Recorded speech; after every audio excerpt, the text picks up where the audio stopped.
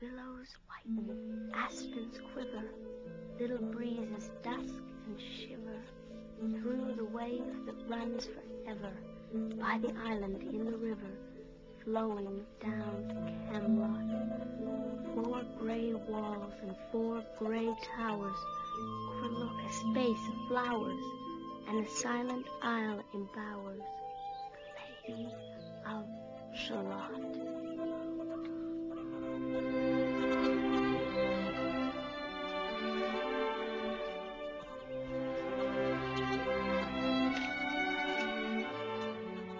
Highling sheaves and uplands airy, listening whispers, 'tis the fairy Lady of Shalott. There she weaves by night and day a magic web in colors gay. She has heard a whisper say, curse is on her if she stay to look down on Camelot.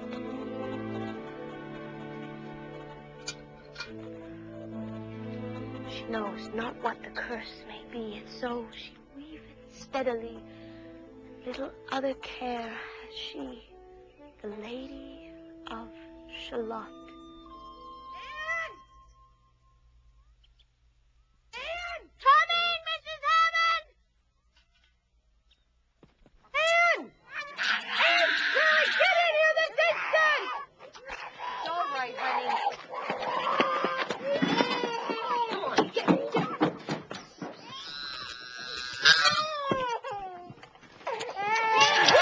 You sloppy girl, that comes right out of my baby's mouth. I'm sorry, Mrs. Hammond, but I was rushing through and it's quite heavy. That will be my share, so there won't be any less for the children. Oh, here, just take them and clean them up.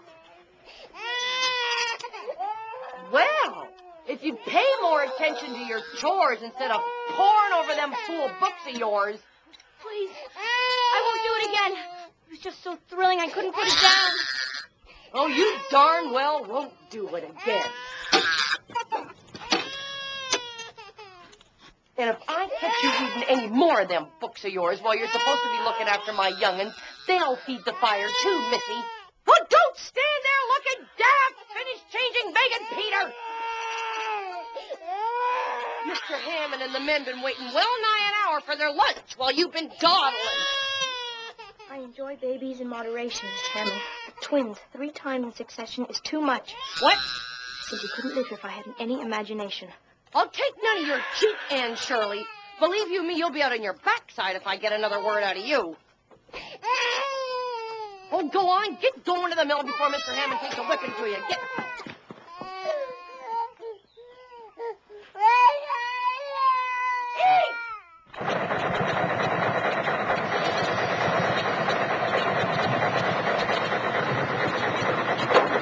Not those gall darn pikes!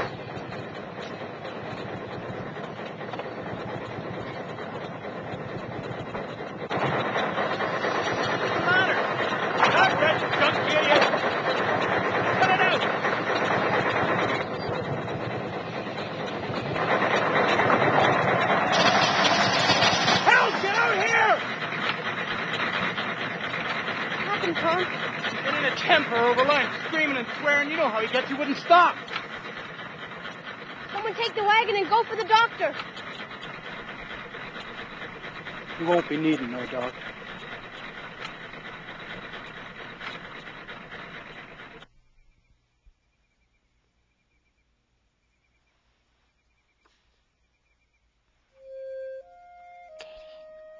I know you understand. But if I hadn't lost myself in the beauty of the day, the only beauty which is vouchsafed me, poor Mr. Hammond might still be with us.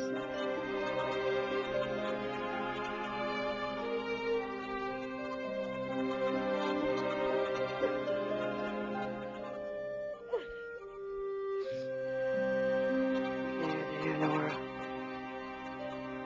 You led a good life. You have to think about yourself and your young ones now. Sell the mill and come and live with me. And what about the girl? She's a home child, isn't she? You... She'll have to go back to the orphanage.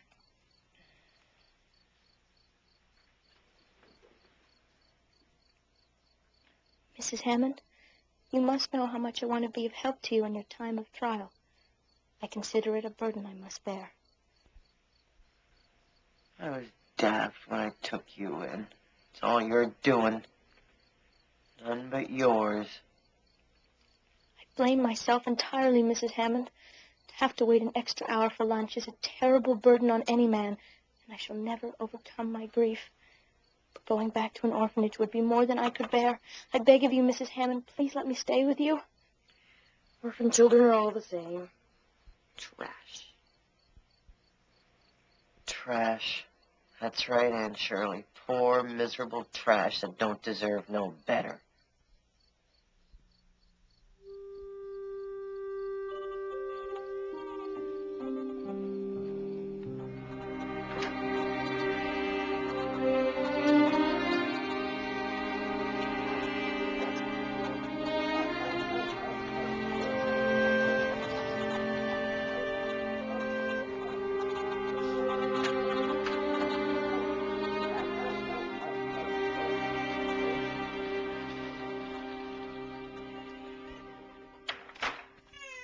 Mrs. Hammond, ma'am.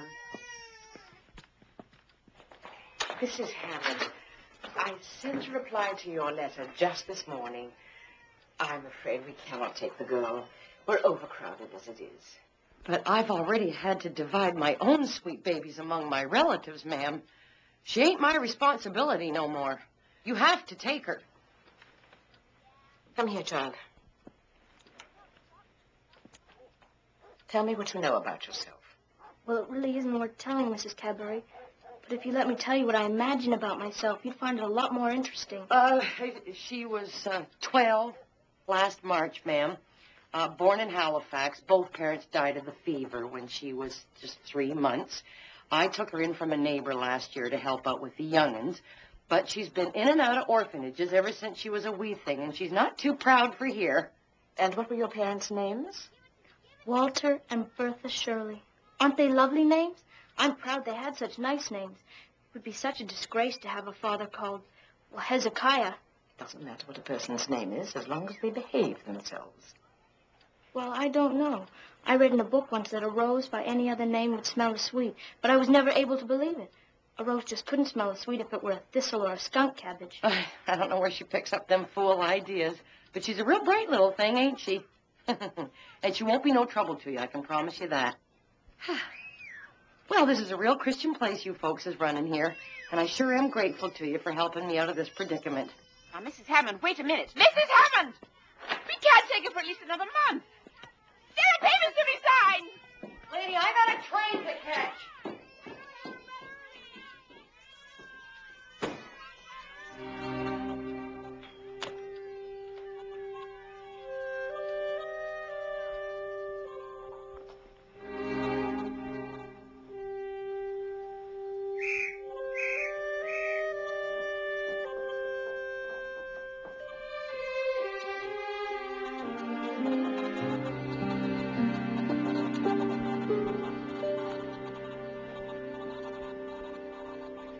Katie, I'm glad we have each other. It's so difficult finding a kindred spirit these days. And Shirley, get undressed at once. Have you no respect for rules and regulations? I'm sorry, Mrs. Cadbury, but I wasn't paying attention. You haven't been paying attention for the past 6 months. Oh, I know I'll improve. It's just that my life is a perfect graveyard of buried hopes now. That's a sentence I read once, and I say it over to comfort myself in these times that try the soul. We've had a request for 2 of our girls to live with families in Prince Edward Island. And I've decided that you will be one of them. Oh, thank you, Mrs. Cadbury. Thank you with all my heart. I wish to reward rebelliousness, but for the better discipline, it seems that I must. Perhaps this new family of yours will shatter this dream world that you live in. Now get into your nightgown and go to bed.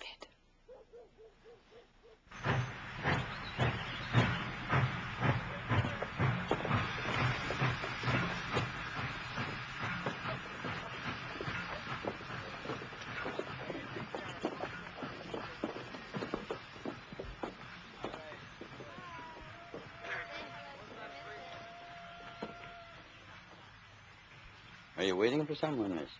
I am, thank you. Would you prefer to sit in the ladies' waiting room? No, I prefer to sit here.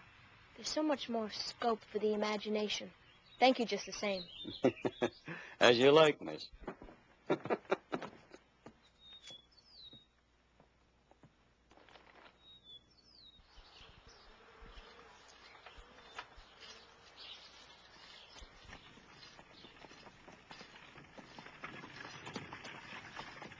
Thomas, isn't that Matthew Cuthbert driving that buggy? Appears to be. He never goes to town this time of year. And he never wears a suit except in church. Maybe he's going courting. Don't be so utterly ridiculous, Thomas. He's not going fast enough for a doctor. Oh, my afternoon is spoiled. I won't have a moment's peace till I know what that man is up to. Wearing a suit. Marilla is simply going to have to explain all this. Yoo-hoo, Marilla!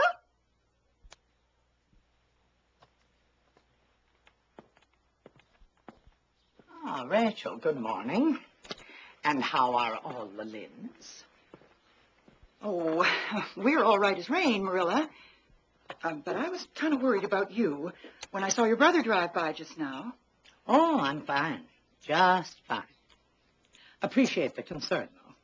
But he was in his suit and smoking his pipe. Well, I don't mind so long as he smokes his pipe in the great outdoors and not in my kitchen.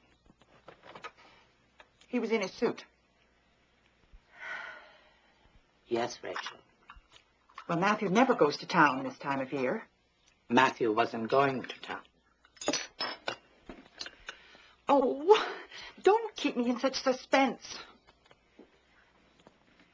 He was going to Bright River.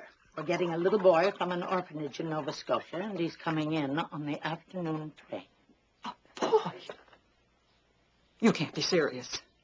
Well, you don't know anything about raising children. Whatever put such an idea into your head? Well, Matthew's getting along in years. He's not as spry as he once was, and his heart bothers him greatly. Mrs. Spencer was up here before Christmas and said she was getting a little girl from the Hopeton Asylum in the spring. Matthew and I gave it good consideration. So we sent word to her by her niece, Roberta, to tell her to bring us a boy home while she was at it. I shall be surprised at nothing after this. Nothing. We told her to fix us up with a little boy 11 or 12.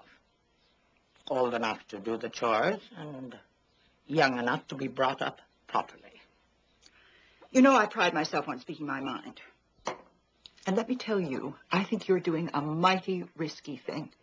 I wish you consulted me first. Well, it was just last week I read in the paper where a couple took a boy from an orphan asylum and he set fire to their house at night on purpose. Burnt them to a crisp in their beds. Well, I won't say that I haven't had my qualms, Rachel. But Matthew was so terrible determined, and it's so seldom that he sets his mind on anything that I felt I had to give in. And there was another case 6 months ago over in New Brunswick where an asylum child put strychnine in the well and the entire family died in agony. Only it was a girl in that instance. Well, we are not getting a girl.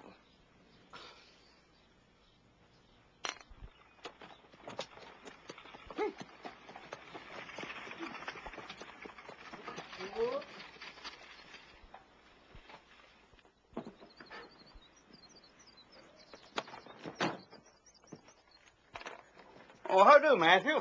Hello, Angus. Is the afternoon train due soon? Oh, been and gone a half an hour ago. There was a passenger dropped out for you. She's waiting for you on the platform. She? Not to worry, Matthew. I don't think she bites. Well, it's a boy I've come for. Oh, she won't have any trouble explaining. She has a tongue of her own.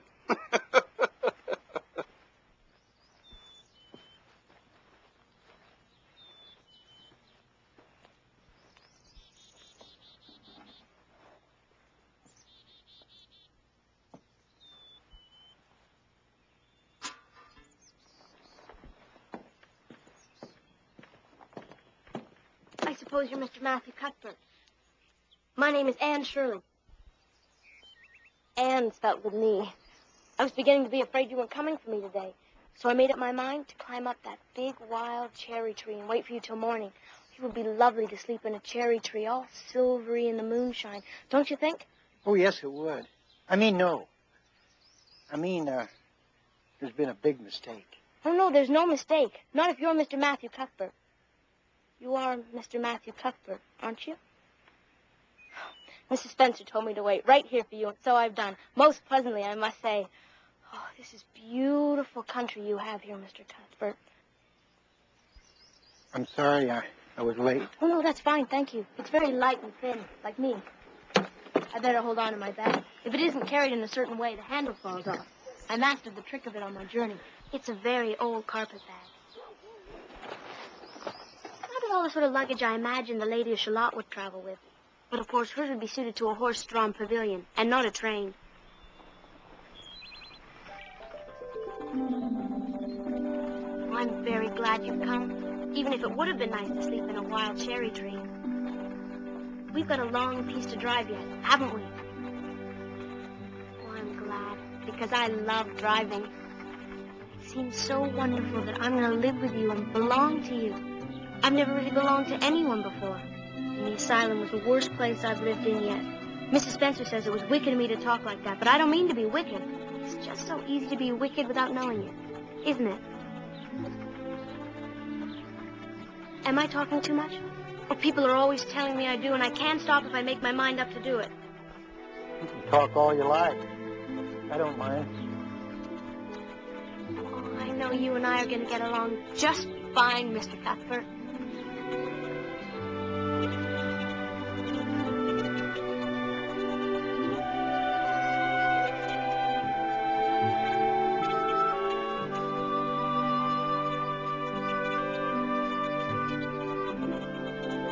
I love this place already. I always heard that Prince Edward Island was the most beautiful place in Canada, and I used to imagine I was living here. It's the first dream that has ever come true for me.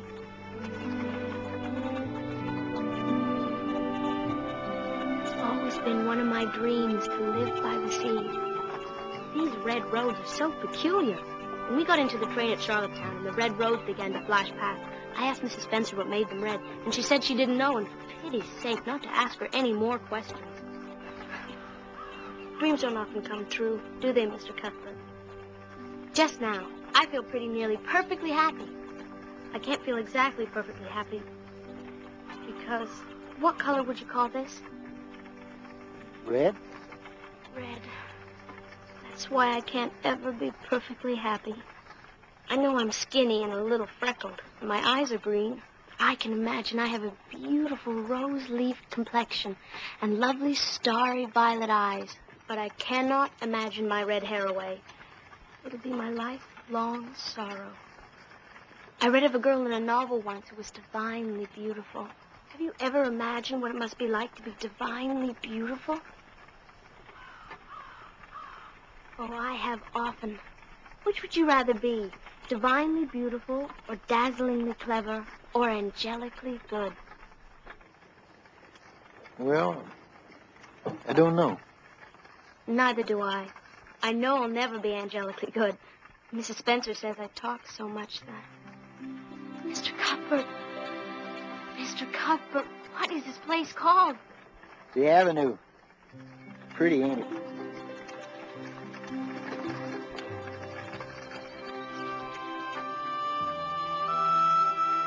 Pretty doesn't seem the right word to use, nor beautiful either. Don't go far enough. It is wonderful. Wonderful. They shouldn't call this lovely place the Avenue. There's no meaning in a name like that. They should call it Light Way to Light. It's far more glorious than I could ever have imagined. That's Barry's Pond. Oh, no. This is the Lake of Shining Waters. That's its rightful name. Did things like this ever give you a thrill, Mr. Cuthbert? Well, digging up them ugly white grubs in the cucumber bed. Yes, I could see how that could be very thrilling. Who? Green Gables. Yonder. I pinched myself so many times today to make sure that this was real. But it is real. And we're nearly home. Get up.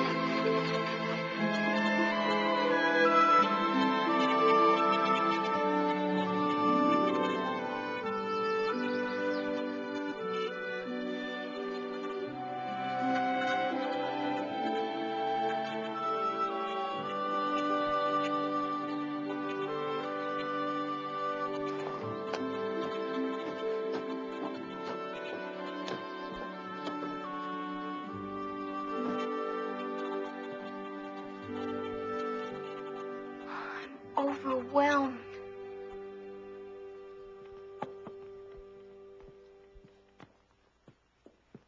Matthew Cuthbert. Who is that?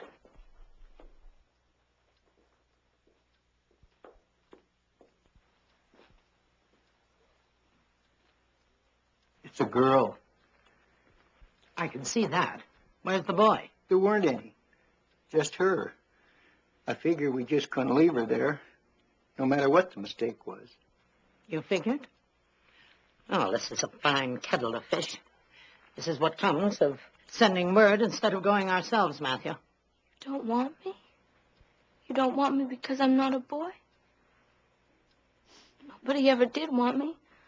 I might have known this was all too beautiful to be true. Come, now, don't cry. It is not your fault. This is just the most tragical thing that has ever happened to me. Well, what's your name? Would you please call me Cordelia? Call you Cordelia? Don't you think it's a pretty name? Is that your name? Well, no, it's not exactly my name. But, oh, I would love to be called Cordelia. I don't understand what you mean. Cordelia is a perfectly elegant name. What is your name, child, and no more nonsense? Anne Shirley. Plain old unromantic Anne Shirley. Anne Shirley is a fine, sensible name, and hardly one to be ashamed of. Oh, I'm not ashamed. But if you're going to call me Anne, would you please be sure to spell it with an E? What difference does it make how it is spelled? Makes a lot of difference. Print out A-N-N and it looks absolutely dreadful. But Anne with an E is quite distinguished. So if you only call me Anne with an E, I'll try and reconcile myself to not being called Cordelia. Very well, then, Anne with an E. How is it that you happen to be brought and not a boy? If I were very beautiful and had nut brown hair, would you keep me? No, we have absolutely no use for a girl. Well, don't stand there gaping. Come along, bring your bag. Now that you're here, I suppose we'll have to put you somewhere tonight. Take off your hat. You must be hungry. I can't eat. I can never eat when I'm in the depths of despair. The depths of despair? Can you eat when you're that way? I've never been that way. Can't you even imagine you're in the depths of despair? No, I cannot. To despair is to turn your back on God.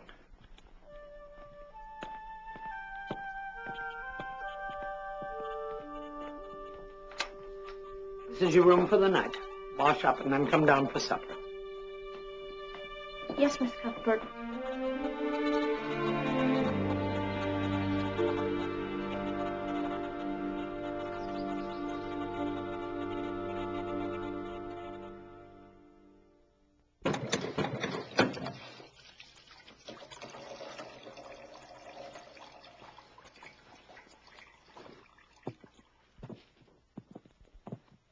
I'm taking her straight over to that Spencer woman in the morning. This girl has to go straight back to the asylum. I suppose. You suppose? Don't you know it? She's a nice little thing, Marilla. Seems a pity to send her back. She's so set on staying. Matthew Cuthbert, I believe this child has bewitched you. I can see plain as plain you want to keep her. We could hire a boy, and she could be company for you. I'm not suffering for company, particularly a girl who prattles on without stopping for breath. She's no good for us. She has to go straight back where she came from. Well, we might be of some good to her.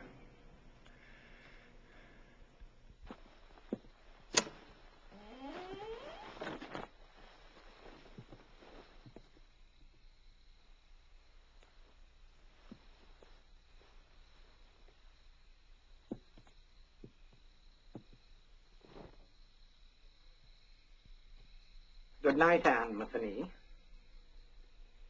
It's difficult to say good night. It's the worst night I've ever known. Good night just the same, child. Good night, Miss Cuthbert.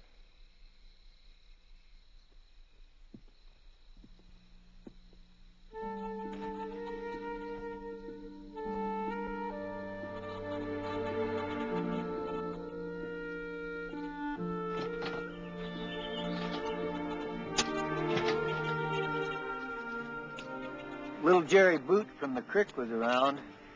I told him I guess I'd hire him on for the summer.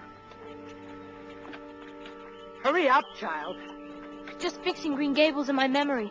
In years to come, I'm going to look back on Green Gables as a beautiful dream that will always haunt me. Don't you think it's romantic? You can think about it as you drive along. I shall never forget your kindness, Mr. Cuthbert.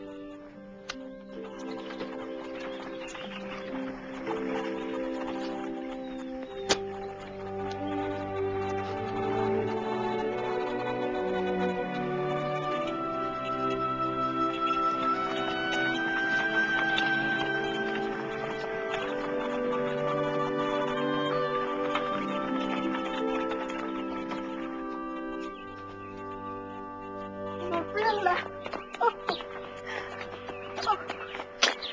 Marilla, dear. You're the last person I ever expected to see today. I'd imagined you'd be getting Anne settled. How are you, Anne? As well as a victim of tragic circumstances could be, Mrs. Spencer. There seems to be some queer mistake, Sarah. We told Roberta for you to get us a boy. Oh, Marilla, you don't say. Oh, Roberta distinctly said that you wanted a girl. I knew I should have gone myself. Oh, I am dreadfully sorry, Marilla. I suppose the asylum will take the child back. Well, as a matter of fact, Mrs. Blewett was up here yesterday asking me if I could get her a little girl. She has such a large family, you know. 10 children, and another one on the way. She's simply beside herself for help. Excuse me, Mrs. Spencer. Would there happen to be any twins among them? Oh, she has 2 sets of twins. How did you know, child? Twins seem to be my lot in life. Mrs. Spencer? Anne will Mrs. be just Spencer. a girl. And, oh, look, there's Mrs. Blewett this blessed minute. I call this positively providential.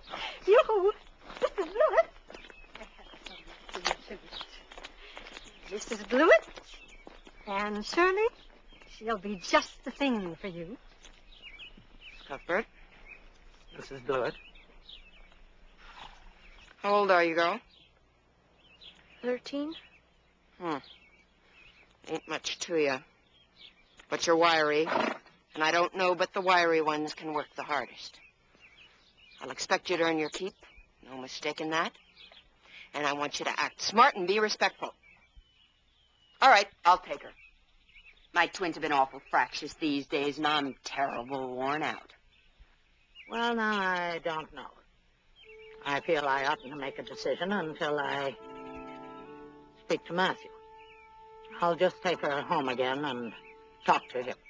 Good afternoon, ladies.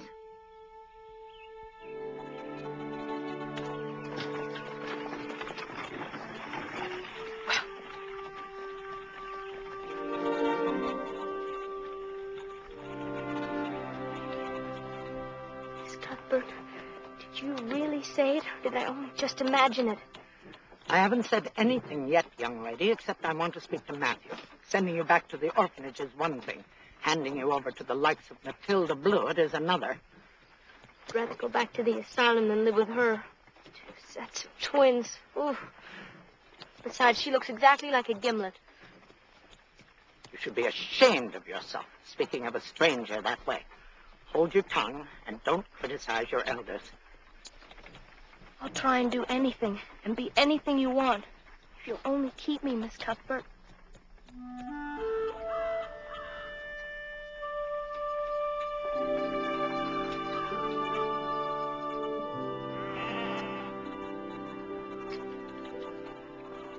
Well, aren't you going to say anything, Matthew? I wouldn't give a dog I liked to that Blewett woman. Makes no sense to keep her. But if we did keep her, I'd expect you not to interfere with my methods. An old maid like me may not know much about raising a child, but I know a darn sight more than an old bachelor like you.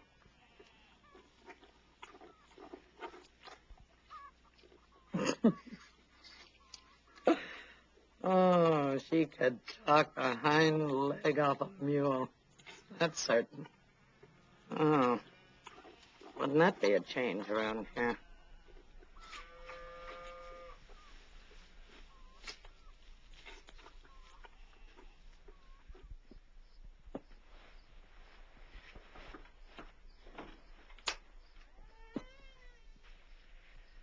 Have you said your prayers? I never say any prayers. What do you mean? Haven't you been taught to say your prayers? Mrs. Hammond told me that God made my hair red on purpose, and I've never cared for him since. Well, while you're under my roof, you will say your prayers. Why, of course. If you want me to. How does one do it? Well, you kneel beside the bed. That's the part I never really could understand. Why must people kneel down to pray? If I really wanted to pray, I'd go out into a great big field, all alone. I'd look up into the sky. I'd imagine it was the dome of a great cathedral. Oh, and then I'd close my eyes and just feel a prayer. What am I to say? Well, I think you're old enough to think of your own prayer. You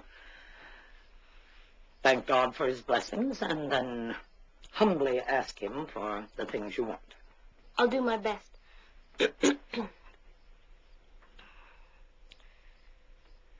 Dear, gracious Heavenly Father, I thank you for everything.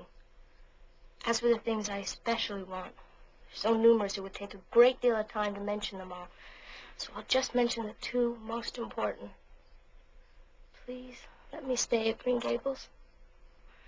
Please, make me beautiful when I grow up. I remain yours respectfully, Anne Shirley.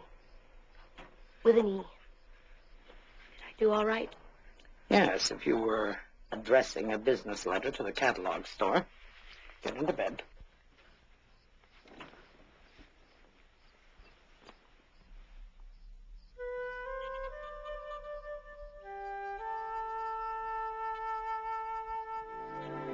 I should have said amen instead of yours respectfully. Think it'll make any difference? I expect God will overlook it. This time. Good night. Good night, Miss Cuthbert.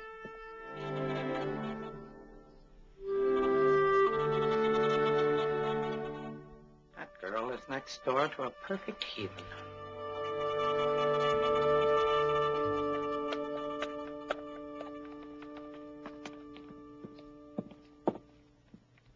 Good morning, Miss Cuthbert. Where's Matthew? He had his breakfast hours ago. Been in the fields ever since. Why? See, I'll have to be up before the break of day if I'm to say good morning to Matthew. That is, If what? Please, Miss Cuthbert, tell me if you're going to send me back. I made up my mind to be patient, but I just can't bear it any longer. Well, you'll just have to bear it because I simply don't know. I thought maybe we'd put it on trial for a while. For all our sakes. Would that suit you? If you think it's necessary, Miss Cuthbert. I do. You may not be happy with two old grumps like us. I know I would be. I'd be happier than even I could imagine at this present moment. Here. While you're eating your breakfast, I want you to learn that. You need a little religion in your life as bad as you need fattening up. Our Father, which art in heaven, hallowed be thy name. That is just like a line of music. I'm glad you thought of making me learn this, Miss Cuthbert. Well, learn it then and hold your tongue. Yes, ma'am. Oh, good Lord. Here comes Rachel Lynde. Anne, take that card into the parlor. And then you come back here on your best behavior. I don't want her knowing you're a heathen.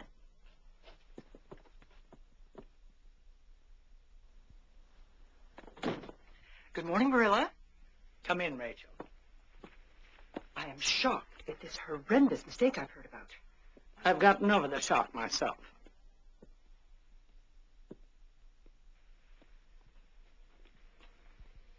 Couldn't you send her back? Well, we're still considering on it. Considering on it? What is there to consider? I mean, a boy would have been bad enough. But this is a friend and neighbor of mine, Mrs. Rachel Lynde, and Shirley. How do you do, Mrs. Lynde? Well, her looks are certainly nothing to consider. I mean, she's terribly skinny and homely, Marilla. Come over here, child.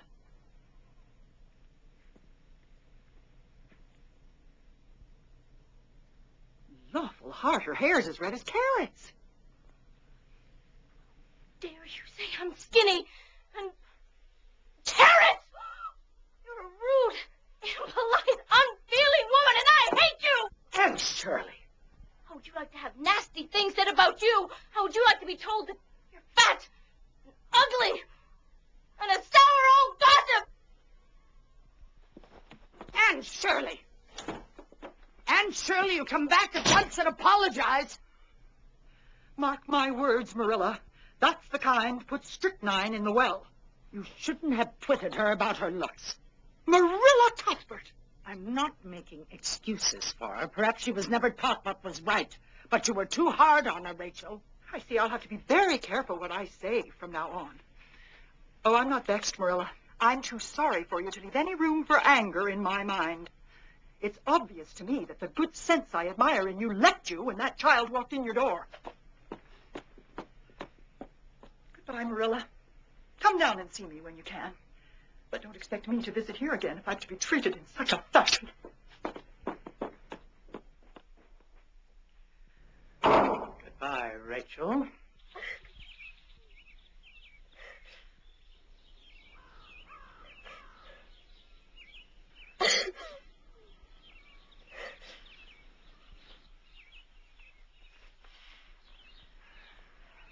When I said trial, I had no idea you'd take me literally. Of all the people you would pick on Rachel Lynde. She hadn't any right to say what she did. Rachel is too outspoken. But she is your elder, a stranger, and my guest. Not to mention my friend. All of them very good reasons for you to have bit your tongue. She deserves an apology, and you will go to her, and you will give it. I can never do that. You can punish me any way you like.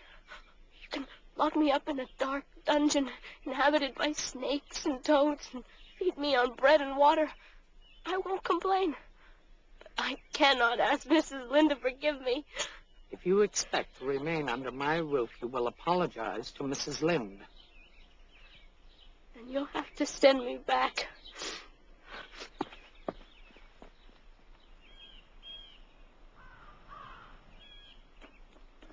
Rachel Lynde deserves what she gets. Matthew Cuthbert, don't form opinions for me. Next you'll be saying she oughtn't to be punished at all.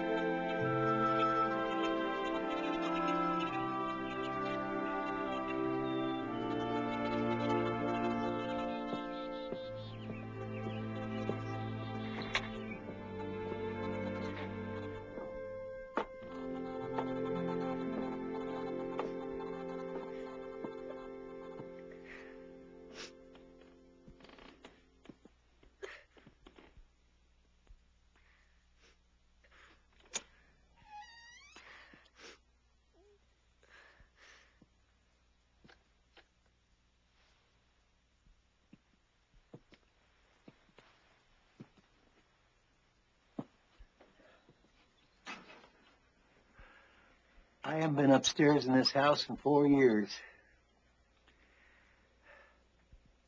I guess you're leaving then, huh? Matthew, I'd rather die than apologize to Mrs. Lynde. It's so humiliating. Well, Morella's a terrible, determined woman. You don't have to be exactly sorry, you know. You can just be sort of sorry. I'm not sorry at all. I hear Mrs. Blewett's an awful workhorse.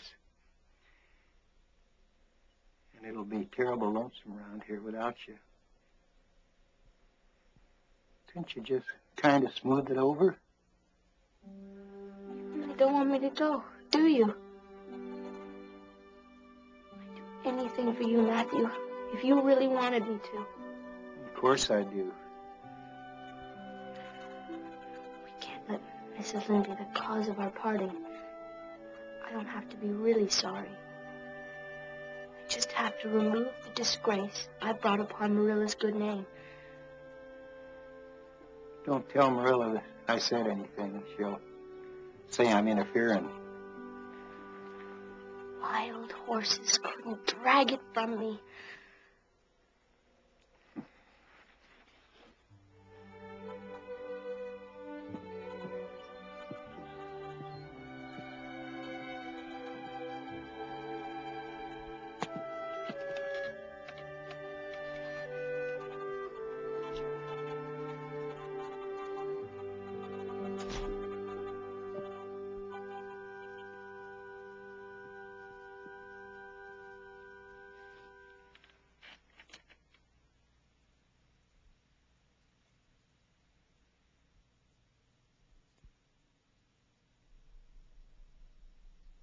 Cuthbert?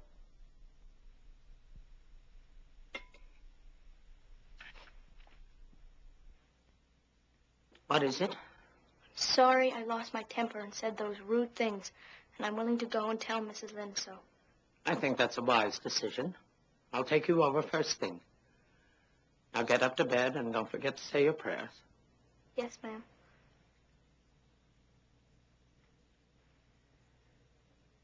I knew that if we left her alone, she'd come to her senses.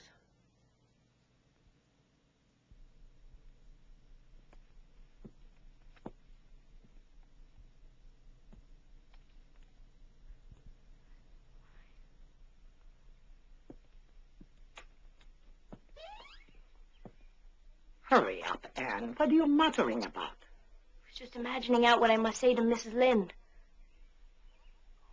Miss Cuthbert, you look so elegant. You don't make an important visit in kitchen clothes. I think amethysts are lovely. That's what I used to imagine diamonds were like. And then I saw a real diamond in a lady's... Oh, for goodness sake, child, bite your tongue and come along.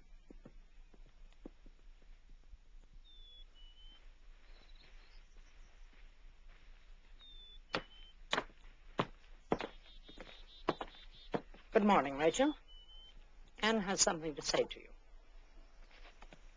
Mrs. Lynde, I'm extremely sorry I behaved so terribly.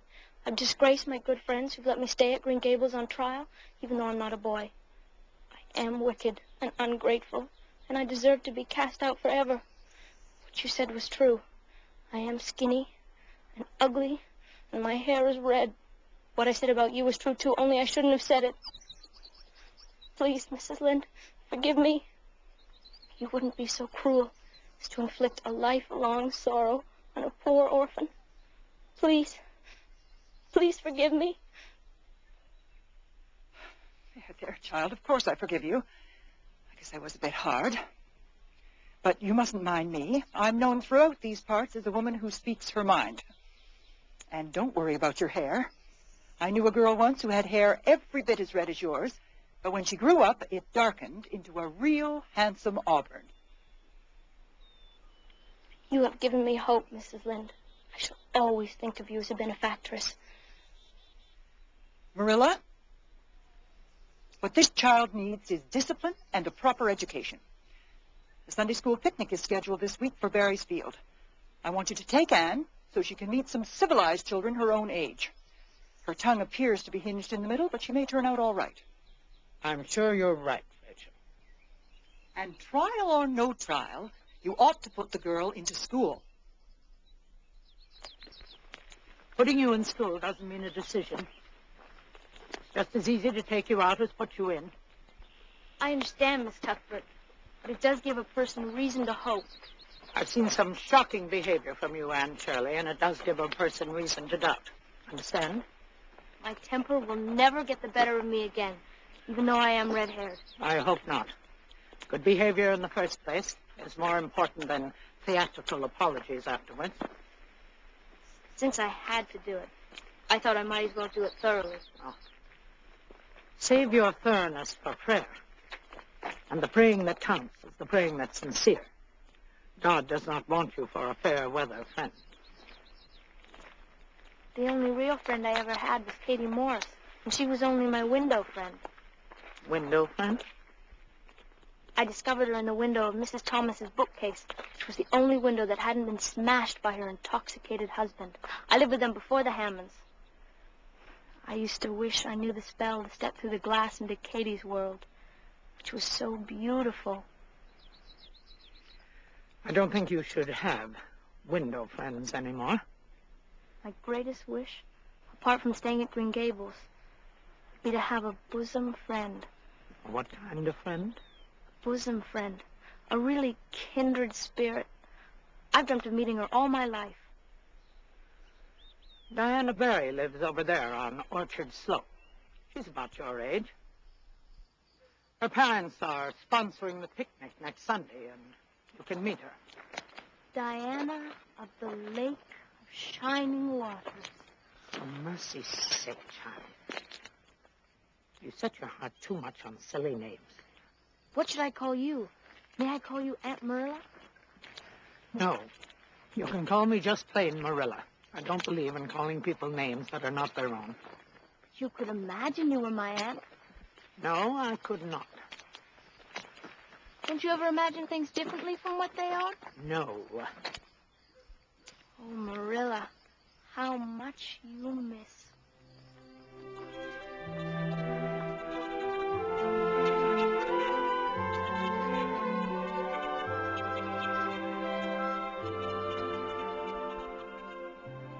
How do you like them? I can imagine I like them. What's the matter with them? They're not very pretty. I'm not going to pamper your vanity. These are good and sensible dresses. This one is for Sunday, and the others you can wear to school. I am grateful. But I'd be even more grateful if you'd make this one with puff sleeves. I cannot waste material on ridiculous-looking frills and furbelows. Plain and sensible is best. Strange of going to a picnic in puff sleeves. I'd rather look ridiculous with everyone else and plain and sensible all by myself. Trust you for that.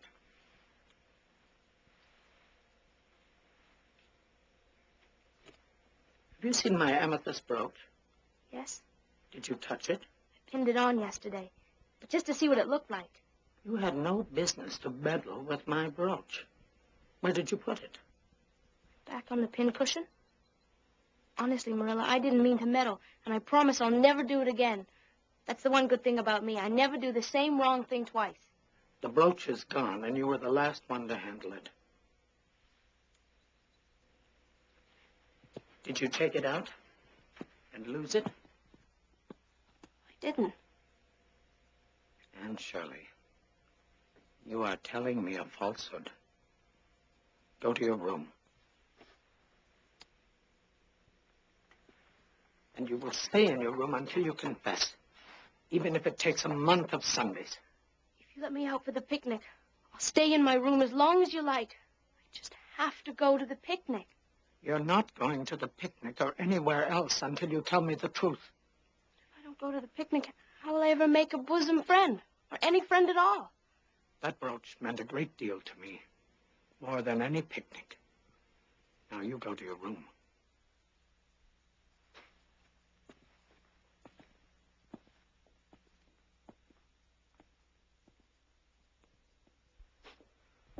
I've looked in every crack and cranny. You might as well face it, Matthew. She's taken that brooch and lied about it. I feel worse about that than the brooch. Are you sure it didn't fall behind the bureau? I moved the bureau. I even checked the cracks in the floor. I know how you feel, Matthew. And in my heart, I was prepared to let you have your way, but now I realize that I was right not to be too hasty. We can't keep a liar and a thief, Matthew, and you know it.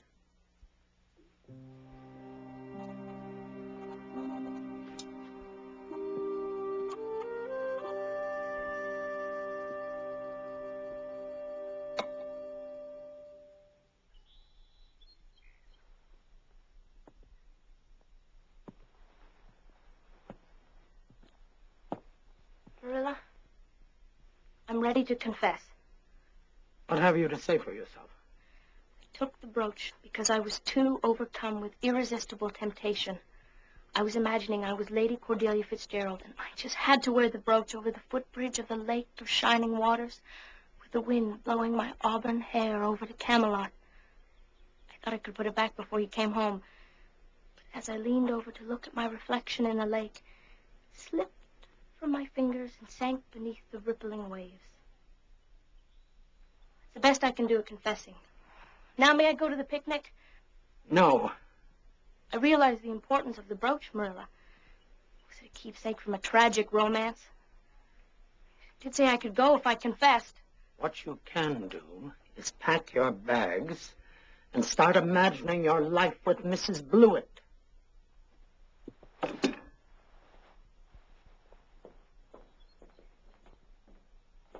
Rachel Lynde was right. I can't imagine how I let that child worm her way into my affections. I'm furious at myself for having let this happen. Marilla.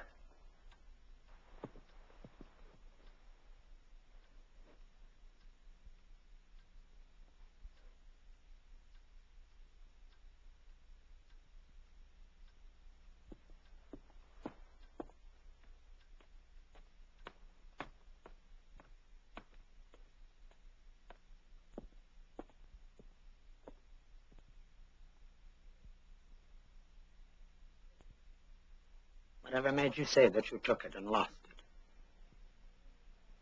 You said you'd keep me in my room until I confessed. I just thought up a good confession and made it as interesting as I could.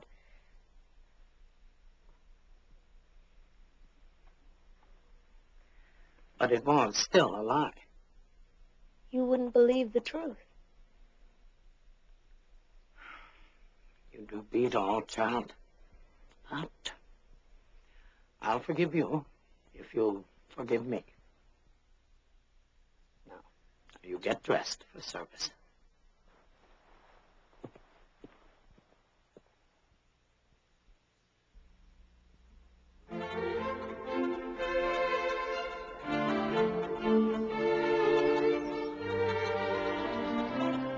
Hello, Miss Cuthbert. Good afternoon, Mr. Barry. I'd like you to meet Aunt Shirley. Hello. How do you do, Mr. Barry? You should meet my daughter, Diana. She's over there in the garden. Matthew? For pity's sake, calm down, Anne, and don't make any of your startling speeches. Goodness knows what Rachel has told them already about you. Oh, you'd be excited, too, if you were going to eat ice cream for the first time in your life. Ah, Marilla, Anne. Rachel, Reverend Allen, Mrs. Allen. This is the orphan girl that the Cuthberts are looking after. Anne Shirley, this is the Reverend and Mrs. Allen. How are you, Anne? Well in body, although considerably rumpled in spirit, thank you. There wasn't anything shocking in that, was there, Marilla? We must try our best to relieve your jitters. Won't you and Anne join us for tea, Miss Cuthbert?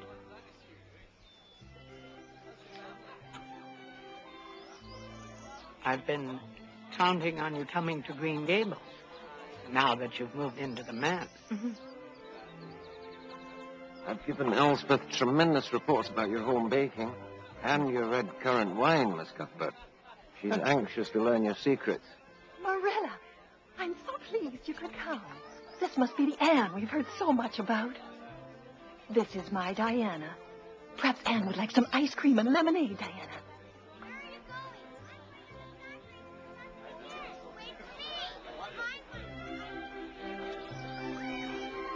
I think she's enchanting. Will you keep her then, Marilla? Well, if you can avoid catastrophe 2 days in a row, I might have a chance to make up my mind.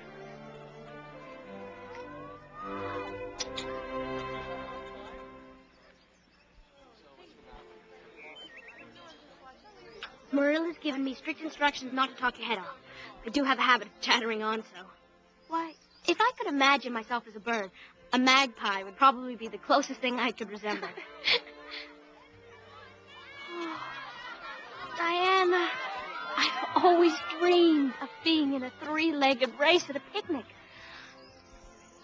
Would you do me the honor of being my partner? But there aren't any other girls in it.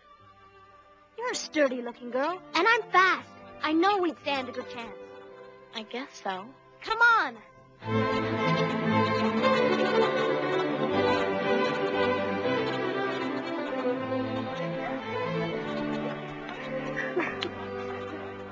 Hey, Diana, who's your friend? Anne Shirley.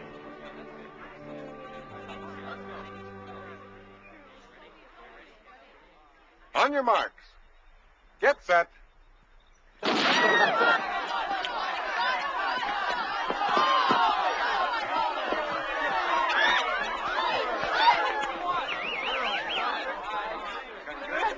I never expected a daughter of mine to outrun the boys. I'm very proud of you, Diana.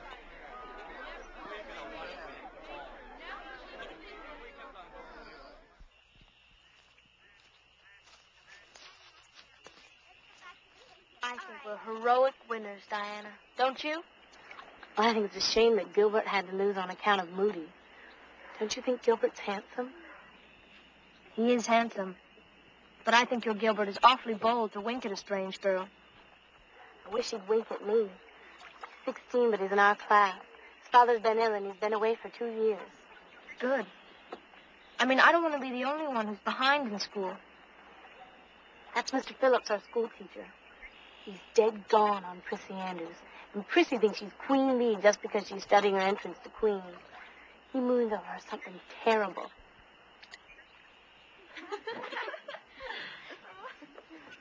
That's Josie Pye, and she moons over Gilbert.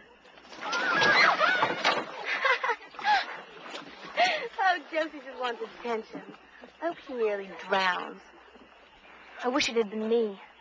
It would be such a romantic experience, nearly to drown. I heard before that you're kind of a strange girl, Anne Shirley. But I have a feeling we're going to get along really well.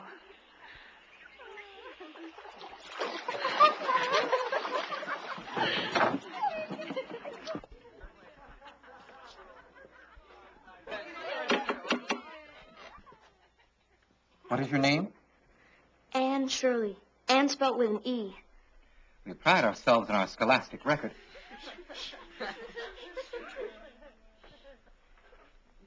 And we hope that you will strive to meet our standards. Oh, I'm sure I will, Mr. Phillips. I've taught children younger than myself to read before, and both my parents were teachers. I'm positive we'll have a lot in common. You will share a seat with Diana Barry. Oh, thank you, Mr. Phillips. Diana Barry is my bosom friend. Please take your seat and read your lesson. I must work with my Queen student now.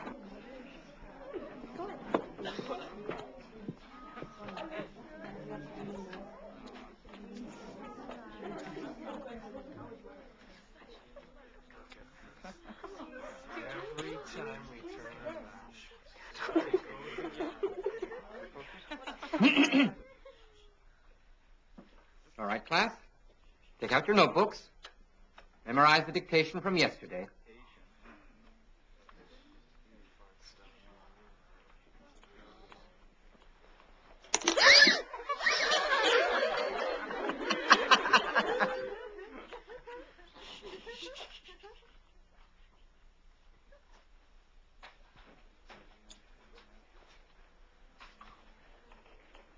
Carrot.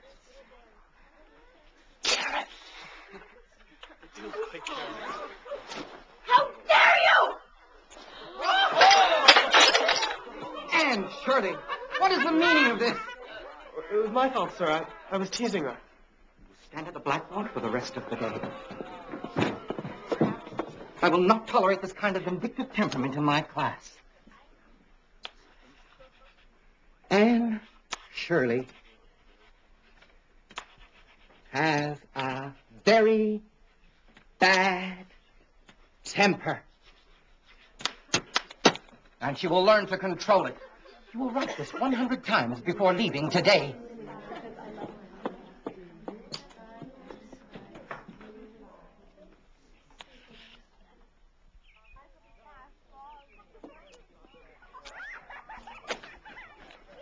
Wait.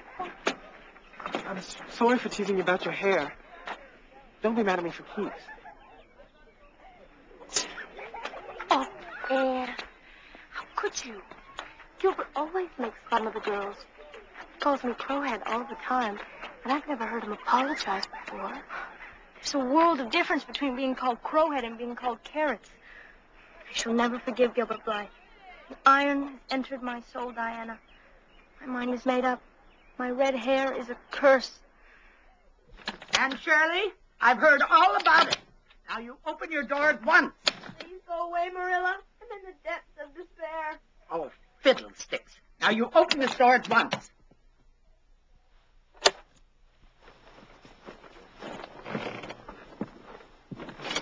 Are you sick? Go away.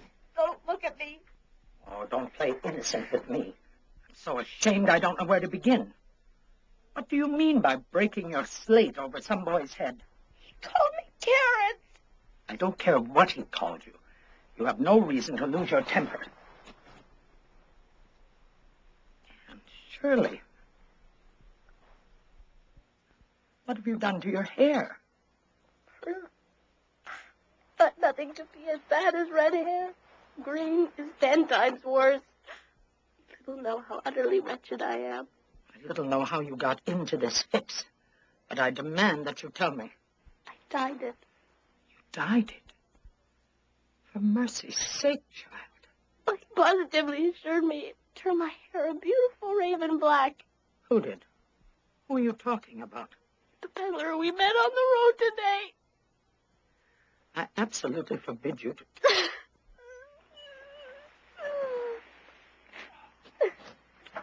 What's the use?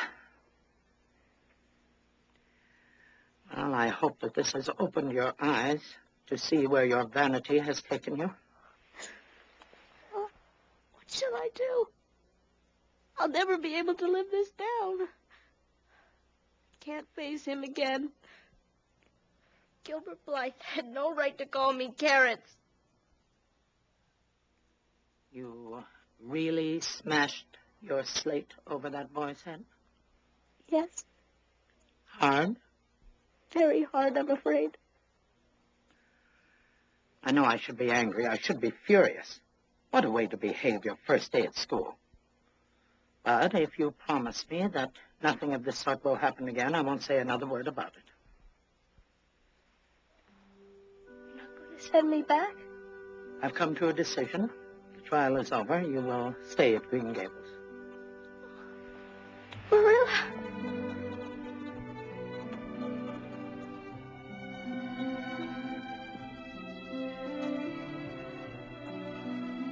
I think you may be a kindred spirit after all.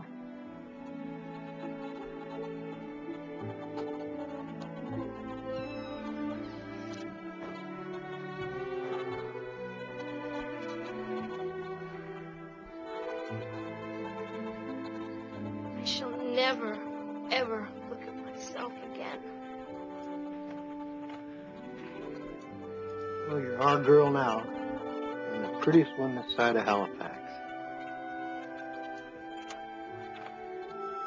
All right, now. Stop this nonsense.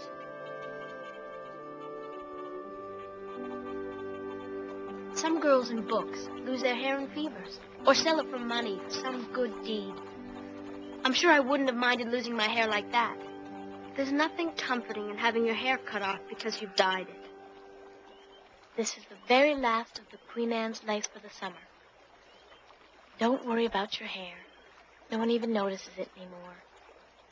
Every time I look at myself, I do penance by seeing how ugly I am. I don't even try to imagine it away.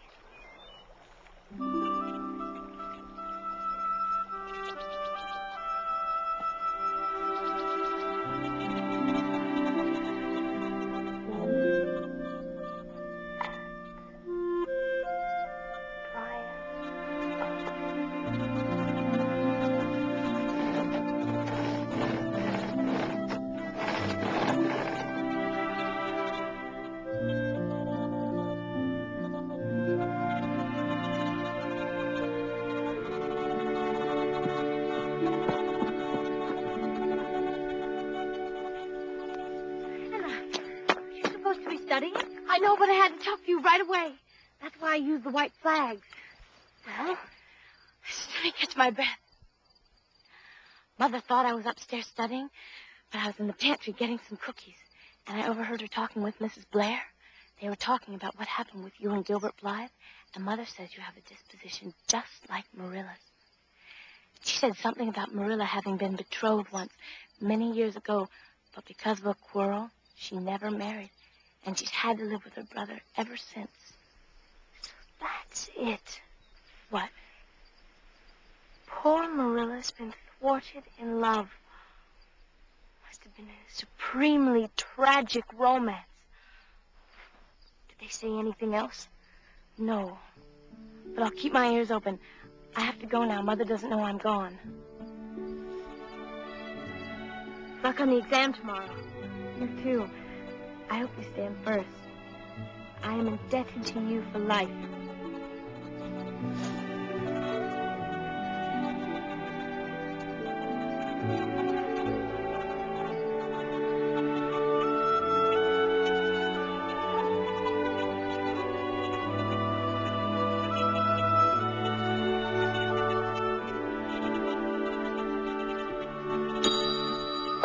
All right, class, time's up.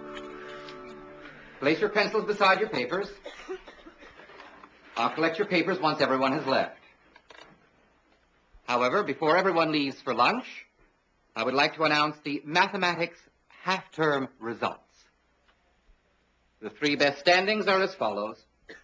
First, Gilbert Blythe. Second, Anne Shirley. Third, Prissy Andrews. I think Miss Andrews has shown excellent progress under my tutelage. Class dismissed.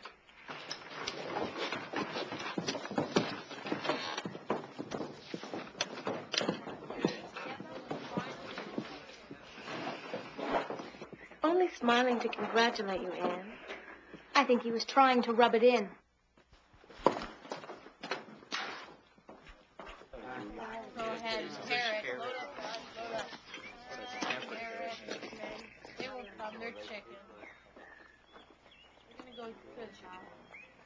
Take the shortcut through the pasture, Anna. We'll be late. Don't be afraid of the bullies, Diana. We'll be completely civilized and take the road. I have no intention of arriving out of breath for our examination.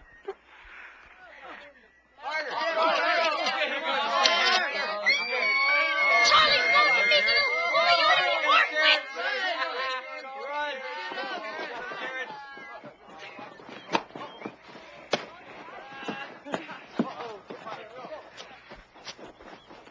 This'll be the last time I catch you little troublemakers in my pasture. These fields are not a free-for-all. You frighten my cattle to death, and they won't be milked. I've never even set a toenail in your pasture before, Mr. Sadler. I was really attempting to avenge my bosom friend Diana from being tortured. Your cattle are such mournful-looking creatures. You can't know how utterly wretched I feel to have you think I'd frighten them. You'll feel wretched all right, missy, if I ever catch any of you on my land again. Now hop to it before I turn your backs up. I intend to put a stop to this, once and for all. I don't know what education on this island is coming to, Phillips. You are the worst teacher this school has ever had. The order you keep is scandalous. You're not worth half of what we pay you. And I know for a fact that you had never got this post if your uncle hadn't been a trustee. I suggest, if you value your job at all, you discipline your students a little better and keep them out of trouble and out of my fears. But, sir... Good day to you.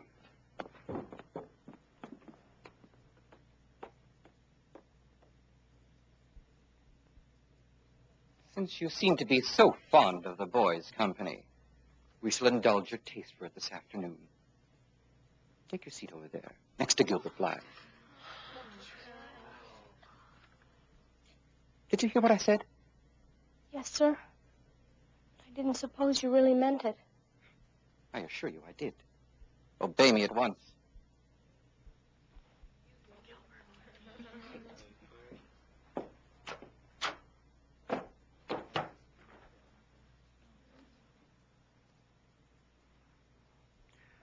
All right, let's begin the spelling bee. Miss Andrews, could you give us the spelling of the word chrysanthemum?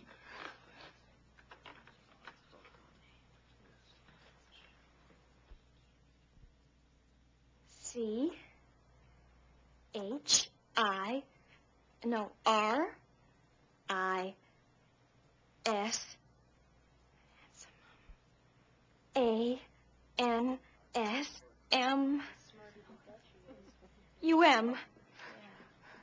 Perhaps we'll turn our attention to your spelling now that your mathematics is well in hand. Gilbert, chrysanthemum. Chrysanthemum. C-H-R-Y-S-A-N-T-H-A-M-U-M. And? Chrysanthemum. C-H-R-Y-S-A-N-T-H-E-M-U-M. Correct.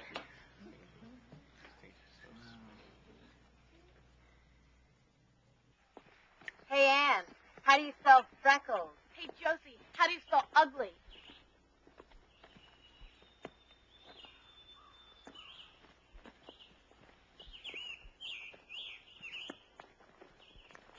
Congratulations on the spelling test, Ann. Oh, well, at least you're acknowledging me now. That's an improvement. It is impolite to pass a person without at least nodding. And so I nod out of elementary good breeding. Nothing more. Oh, why don't you get off your high horse? Thank you for your heartfelt congratulations, Mr. Blythe.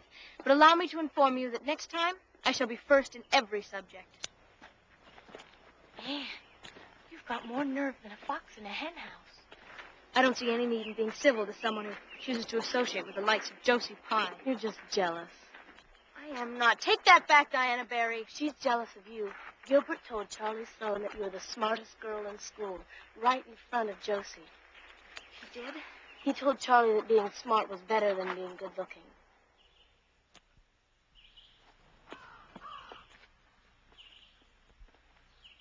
I might have known he meant to insult me. No, he didn't.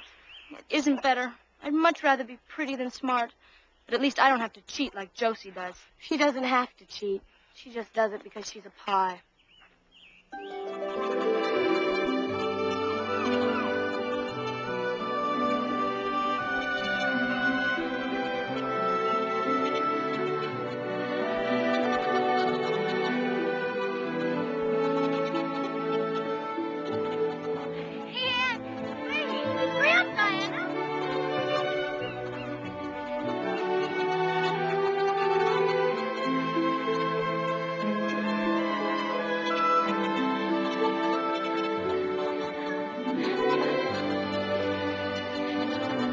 I think he does. I think that's it. Then, Bertram and Revere came into their native village and fell in love with the fair Geraldine.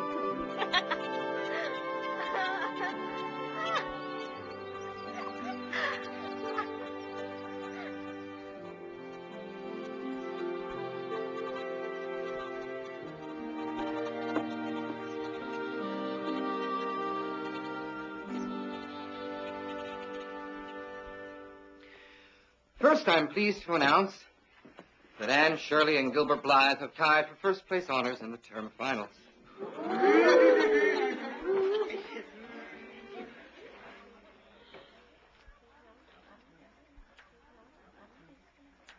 And now, the sad news.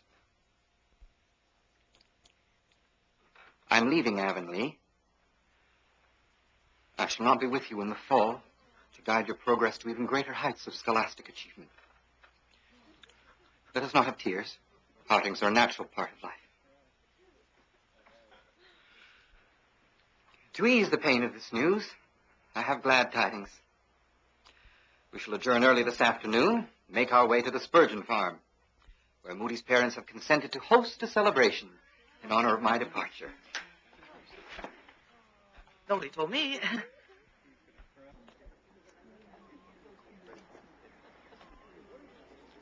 Bye.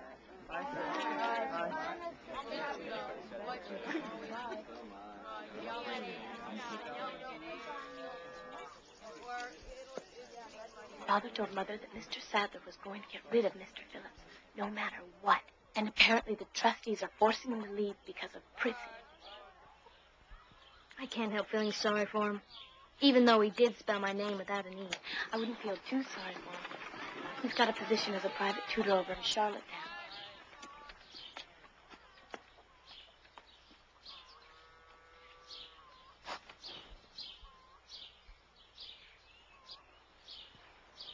I suppose some people consider it an accomplishment to walk a little picket fence, Diana.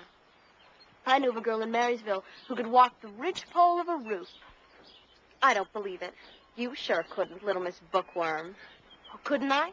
Oh, it's a little risky, don't you think, Anne? Is it indeed, Mr. Blythe? I dare you. I dare you to walk the ridgepole of Moody's kitchen roof.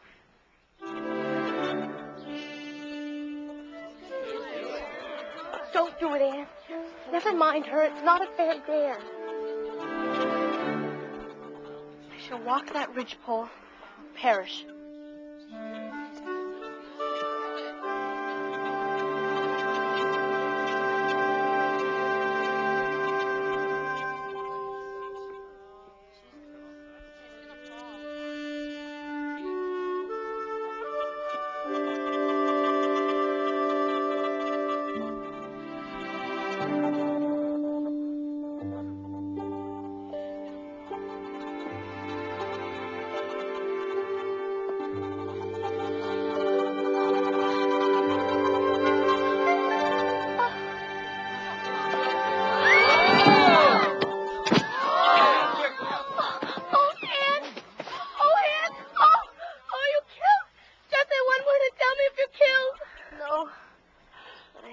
I've been rendered unconscious.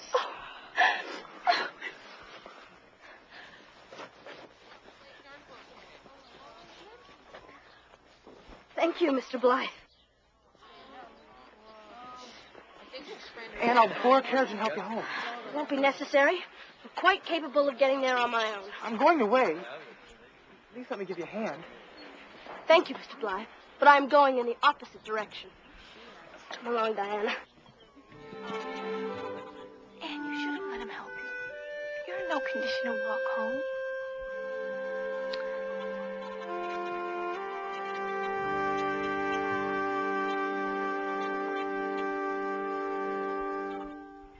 Of course, you would take the long route when you sprained your ankle. I wouldn't think of giving Gilbert Blythe the satisfaction of helping me. Why don't we cut through here? It's a lot shorter. But you told me this forest was haunted. I don't think it's haunted in daylight. That doesn't matter. It's always dark in the forest. Don't be afraid, Diana.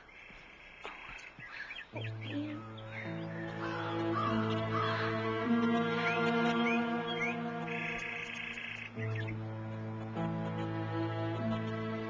What kind of ghosts would you say live in here? I'm not sure there are any.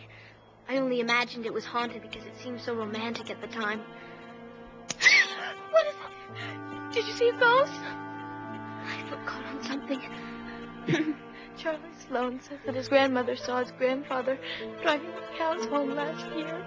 So? His grandfather died 2 years ago.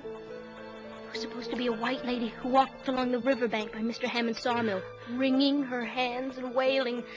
They never actually saw her. Oh, Anne, don't. Perhaps she's now accompanied by Mr. Hammond, who's looking for his lunch. No, I shouldn't have said that. He may follow me here. I'm scared. So am I. Deliciously scared. Mrs. Hammond said she once felt the ghost of a murdered child creep up behind her and lay its icy fingers on her hand. Shirley's grandmother is a very religious woman, and I don't think she would lie. Do you think there might be ghosts living in there? It's all right, Diana.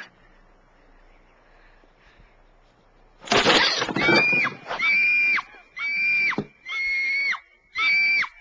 it, Diana! Help me out!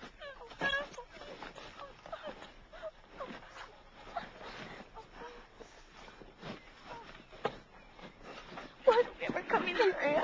I'm all right. I twisted my other ankle. Oh, what are we going to do? Mustn't be afraid, Diana. I'll be all right here. Run home, find your father, and ask him if he'll come back and get me. If you get carried off by a ghost, I'd never forgive myself. Be brave, Diana. Go. I shall endure until your return. Although I may be forced to faint if my imagination gets the better of me. I could never be as brave as you are, Anne.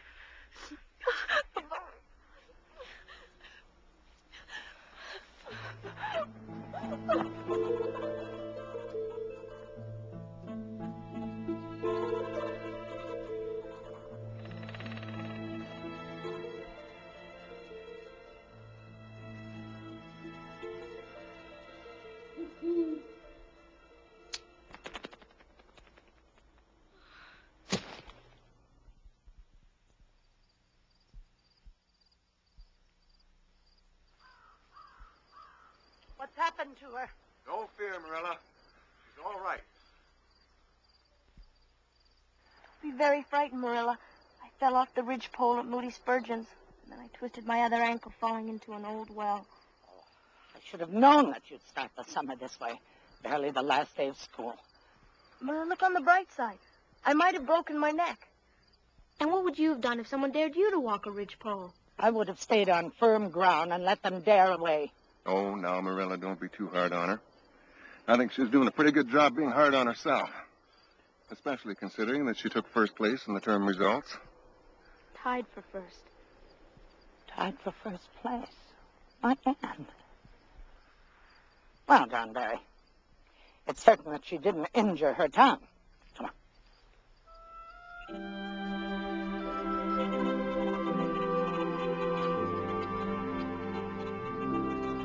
Clutter up the house too much with outside things. Don't we have enough flowers right outside our door? I want the house to look flowery to impress Diana when she arrives for tea.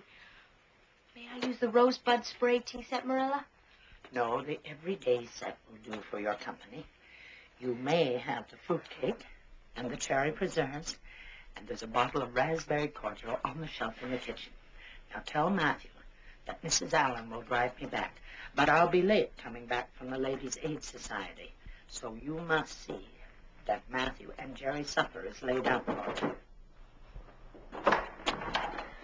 Good afternoon, Miss Cuthbert. Good afternoon, Diana. Now, Anne, I trust that you will be responsible for your guest. I'll be the perfect hostess. Have a lovely afternoon, ladies.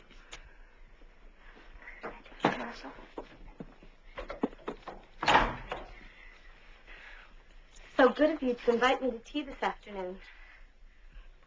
Please come in and make yourself comfortable. Why, thank you.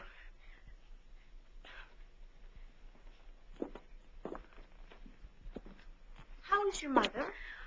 Very well, thank you. I saw Mr. Cuthbert hauling potatoes to the Lily Sands boat this afternoon. Yes, our crop is quite good. We were fortunate to have hired Jerry Boot to help us with the harvest. Have you picked any apples yet? Ever so many. Marilla has been cooking and baking endlessly. We have enough pies and cakes and preserves to last us for years. Oh, it isn't good manners to tell your guests what you're serving, so I won't tell you what she said we could have to drink.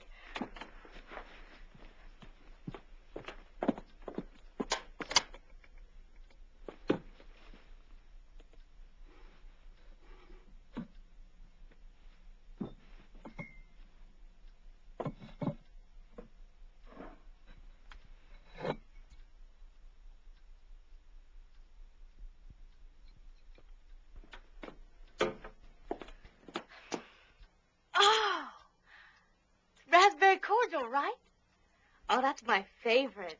You mean you've had it before? Lots of times, haven't you? I must admit, I have never tasted it. But you can have as much as you like. I have to stir up the fire. There are so many responsibilities on a person's mind when they're housekeeping.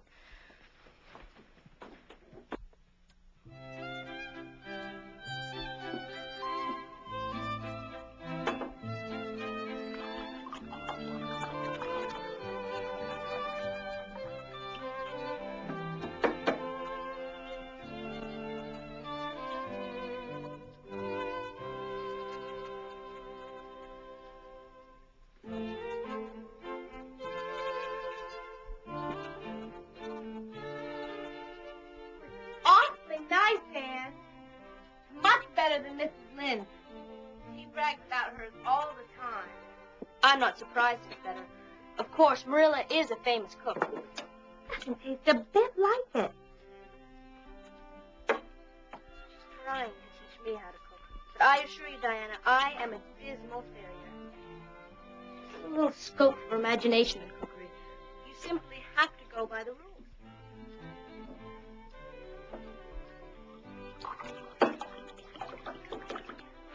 Last time I made a cake, I forgot to put the flour in it. I was thinking of the lovely story about us, Diana. I imagined you were desperately ill with smallpox. When everyone deserted you, I went boldly to your bedside and nursed you back to life. Then I took smallpox and died. And you planted a rose bush by my grave and watered it with your tears. You never, ever forgot the friend of your youth who sacrificed her life for yours. It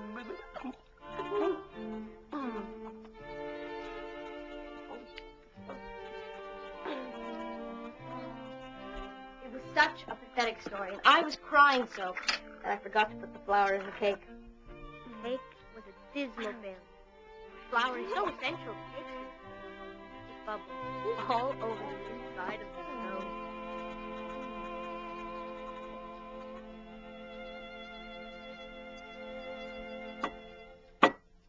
It was a mess. Marilla was furious. Oh. I don't wonder. It's such a trial to her. Oh. I feel sick. Oh, I gotta go home. Diana, you haven't eaten yet. A piece of cake and another glass of cordial will be just the thing. Please, have some.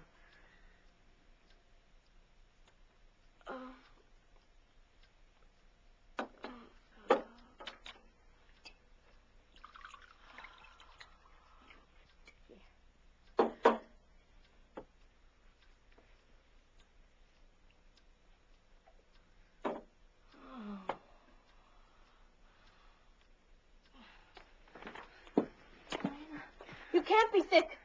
Wake up. I gotta go home. Lie down. You'll feel better. Now tell me, where does it hurt? Oh, I gotta go home. Oh, I'm awful dizzy. Oh. Probably the smallpox epidemic. Don't worry, Diana. I'll never forsake you. I'll nurse you back to health. Just please stay until after tea.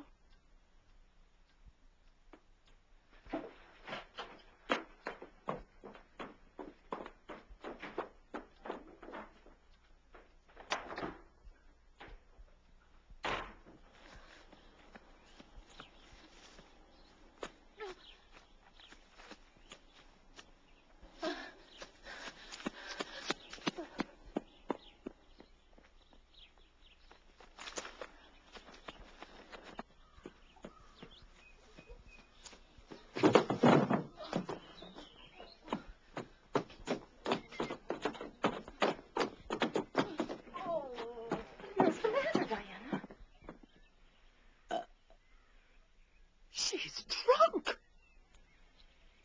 Anne Shirley, what did you give my Diana to drink? Only raspberry cordial, Mrs. Barry. Cordial, my foot. The girl smells like Jake Griffith's distillery. Drunk. My daughter is drunk. And Mrs. Lynde, the chairwoman of the Temperance Society. You are a wicked, wicked girl, Anne Shirley. It was against my better judgment to let Diana associate with an orphan, and I've been proven right. Diana will never see you again. Leave our property at once.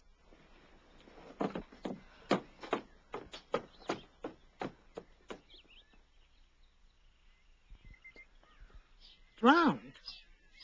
What on earth did you give her? Only raspberry cordial. She had 3 glasses of it, but I didn't know it would set her drunk. You certainly have a genius for trouble. This is currant wine. Can't you tell the difference? Never tasted either. Stop crying. It wasn't your fault. I probably put the cordial in the cellar instead of the pantry. I'll go over and explain.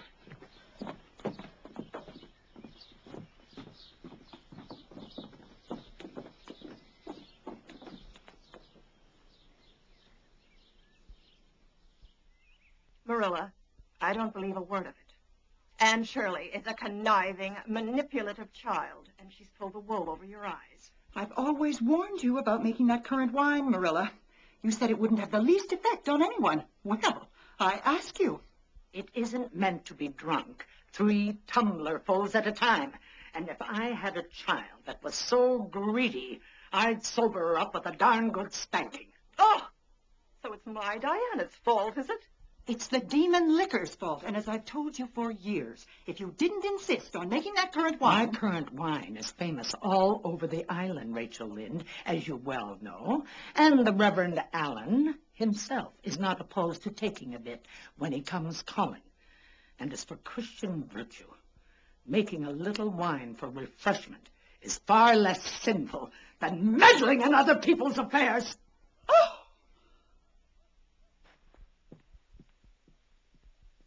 Of all of the unreasonable, pig-headed, self-important women that I have ever met, she is the worst.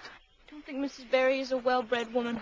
I don't believe God himself would entirely meet with her approval. Anne, you mustn't say things like that, especially in front of the minister's wife. But if you left God out of it, you'd have it just about right.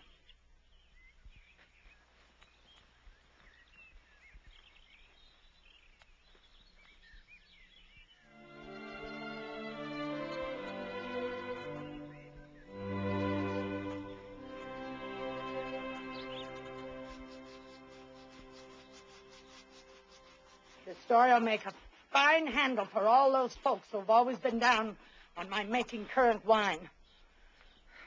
Haven't even attempted it in the past 3 years.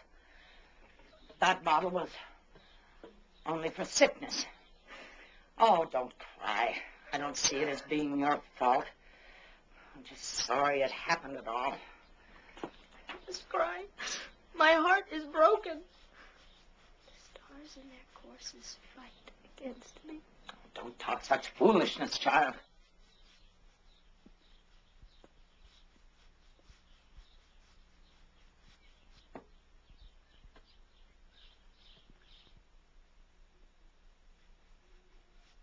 Excuse me, Marilla.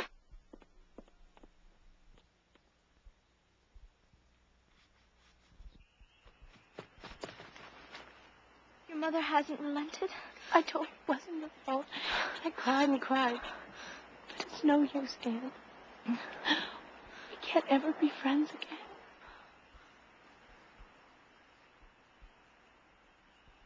Diana. Will you promise never to forget me? No matter what other friends come into your life. I could never love anybody as much as I love you, Anne. Do you really love me? Of course I do. Nobody's ever loved me for as long as I can remember. Except for Matthew and Marilla. Will you swear to be my secret bosom friend? But isn't that wicked to swear? We're in enough trouble already. Not when you're swearing a vow. I solemnly swear to remain faithful to my bosom friend Diana Barry for as long as the sun and the moon shall endure. Now you say it. I solemnly swear to remain faithful to my bosom friend, Anne Shirley, for as long as the sun and moon shall endure, shall endure. And as long as my mother doesn't find out, oh, she mustn't. I can't have her.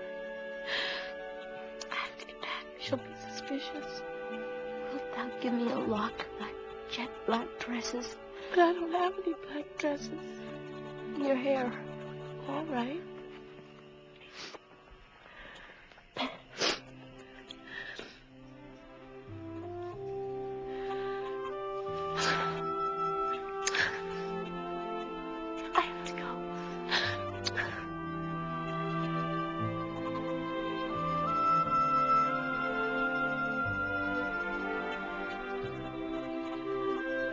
Farewell, my beloved friend. Henceforth we must be strangers living side by side. But my heart will be ever faithful to thee.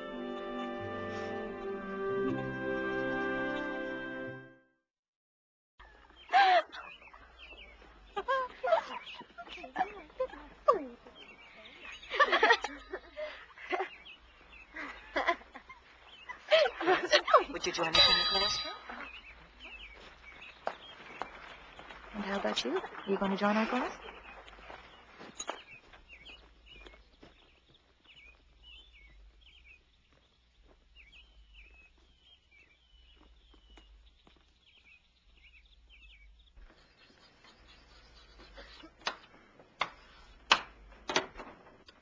Good morning, class. Please sit down.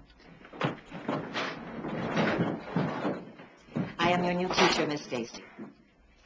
I want to begin by saying that I think it's most unfair that the teacher should always have to ask all the questions. And I'm hoping that you'll be enthusiastic enough about my classes that you'll pepper me with questions. I shall do my very best to live up to the standards you were used to under Mr. Phillips.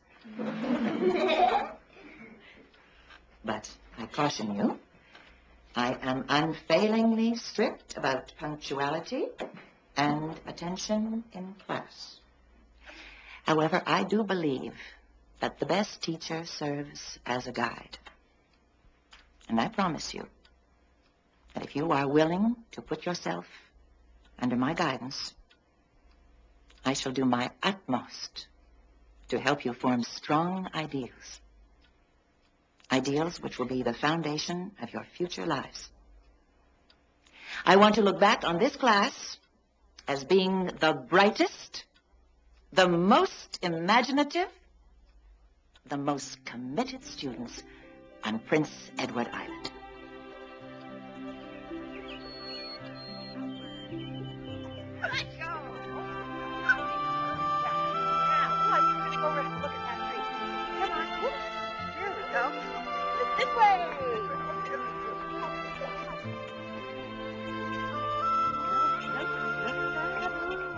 Can you see? Can everyone see?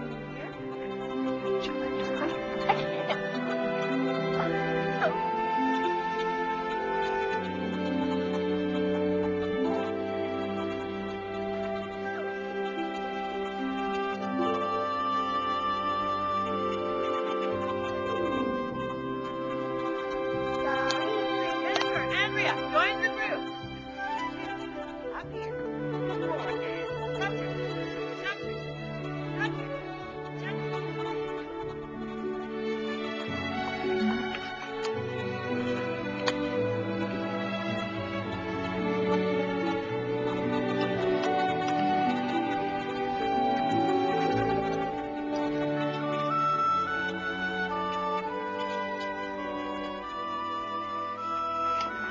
Please remain after class, Anne.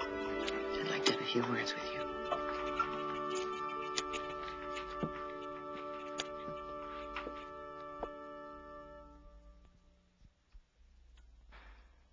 I'm disappointed in you, Anne. Reading novels during geometry class is a misuse of your time. Moreover, it's a deception. Can you ever forgive me, Miss Stacy? I promise I won't even look at Ben-Hur for a whole week as penance, not even to see how the chariot race turned out. I'm returning this to you because I know I can trust you not to let it happen again. Oh, Anne, you know I want to encourage you to read literature, to develop your imagination. It's a precious gift. but not during geometry class.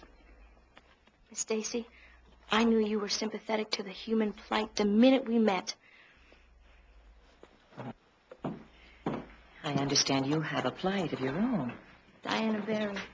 We were bosom friends, but alas, her mothers refused to even let her speak with me. Yes, I've had a visit from Mrs. Barry. I can withstand the social persecution of being an orphan. It is a terrible injustice to be falsely accused.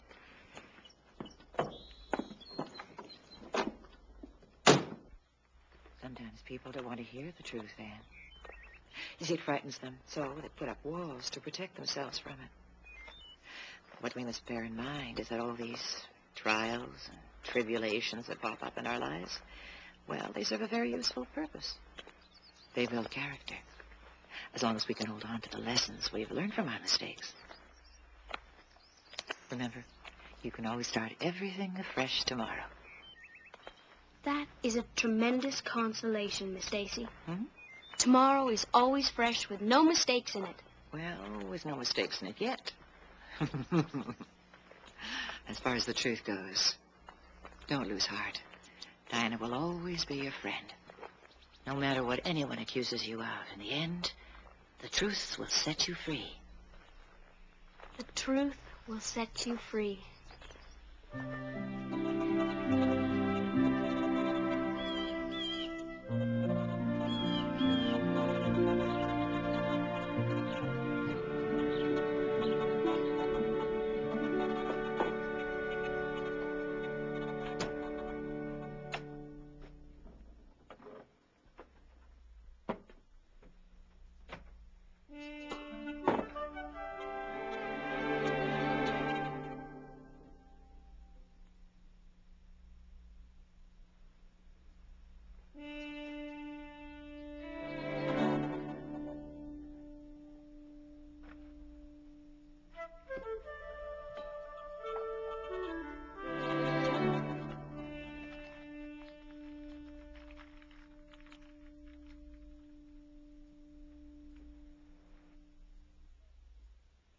Did you bring the pudding?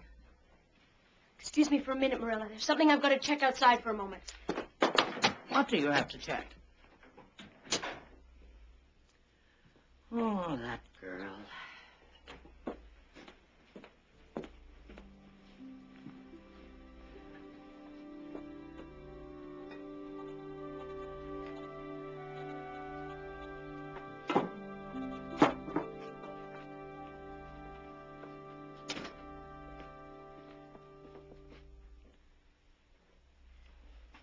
We should have the plum pudding without the sauce. What before? I've never served it without the sauce. I forgot to put the cheesecloth over it last night. I was imagining I was a nun, on my way to the altar to take the vows. Well, then you were lucky that the mice had sense enough to stay away from it. Oh, goodness gracious. Who could that be now at this hour just before summer?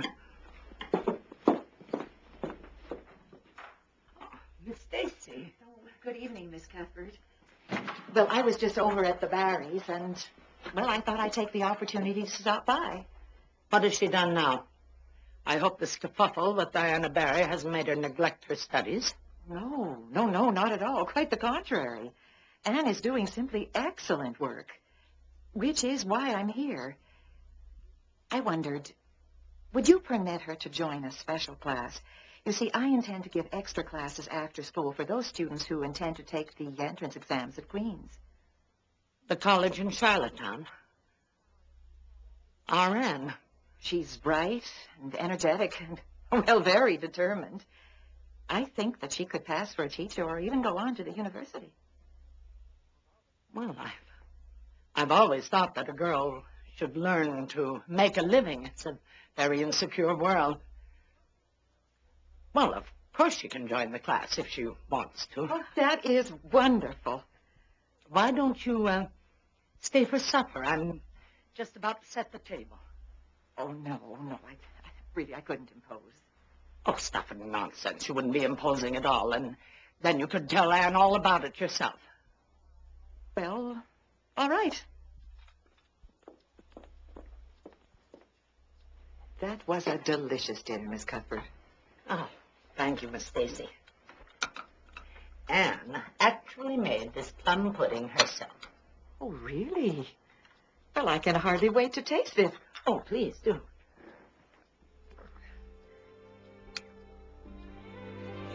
Don't eat it, Miss Stacy! Anne, what is wrong with you? A mouse drowned in the sauce, Marilla. I was working up the courage to tell you when Stacy came in. Anne, if you intend to go for teacher, you're going to have to give up your feather-brained ways. You're not interested in anything but your silly daydreams and nothing else. I really am trying to overcome my faults, Marilla. I know I chatter on far too much, but if you only knew how many things I want to say and don't, you'd give me some credit.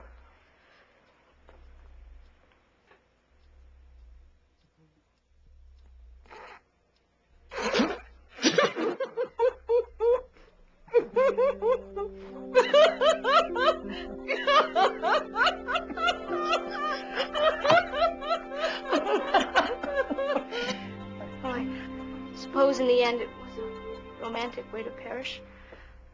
For a mouse. Here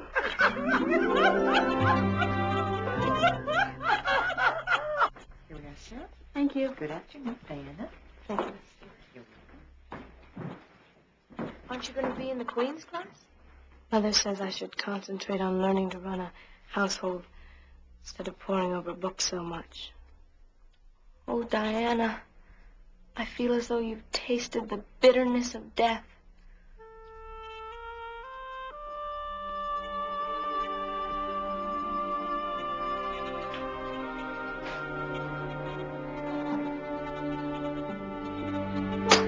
All right, class. Let's start with the Latin verbs. We'll move on to the algebra after that. Please open your books at page 3.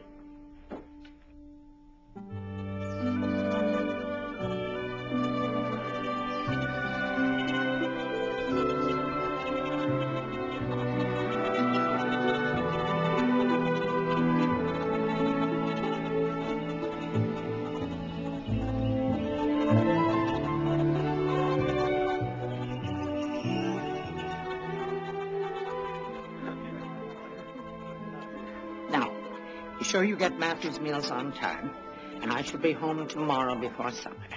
Have a lovely time. Do you think you'll meet the Prime Minister? Oh, if Rachel has anything to do with it, we'll more than meet him. He shall be subjected to a lecture on the ills of Prince Edward Island, the country, and the world, in that order. Good. Bye.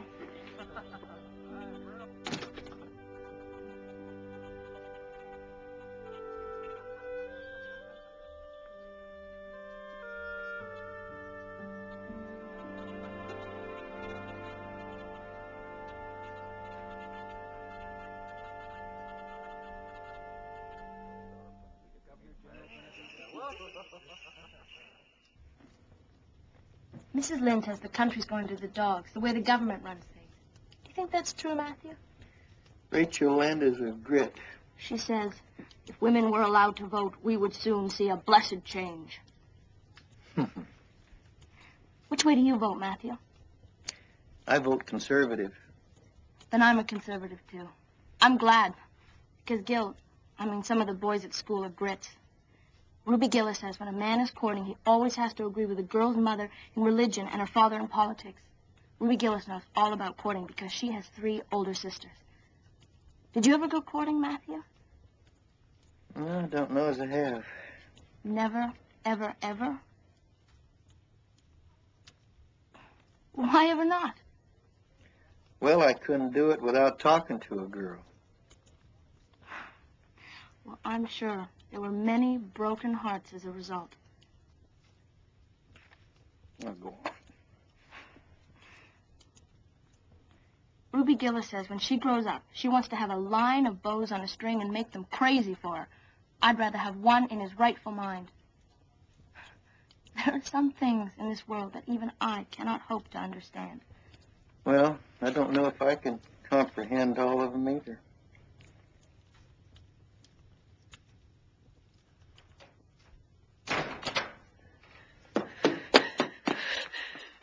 Diana. My little sister's awful sick with the croup, and Mary Jo's babysitting.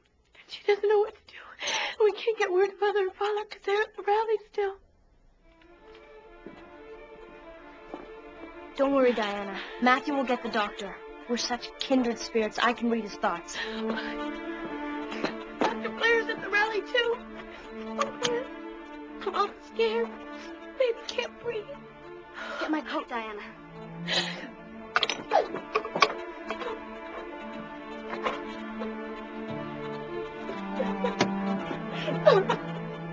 Stop crying, Diana. I know exactly what to do for the group. Ipecac and expectorant.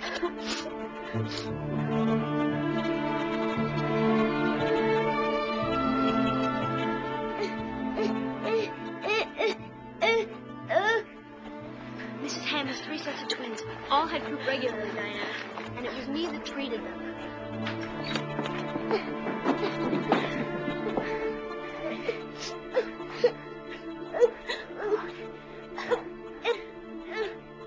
She's pretty bad, but I've seen worse.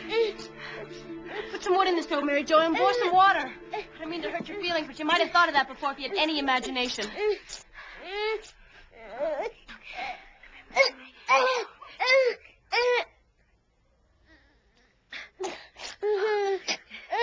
Diana, get a fresh change of clothes, and I'll keep administering the Ipecac.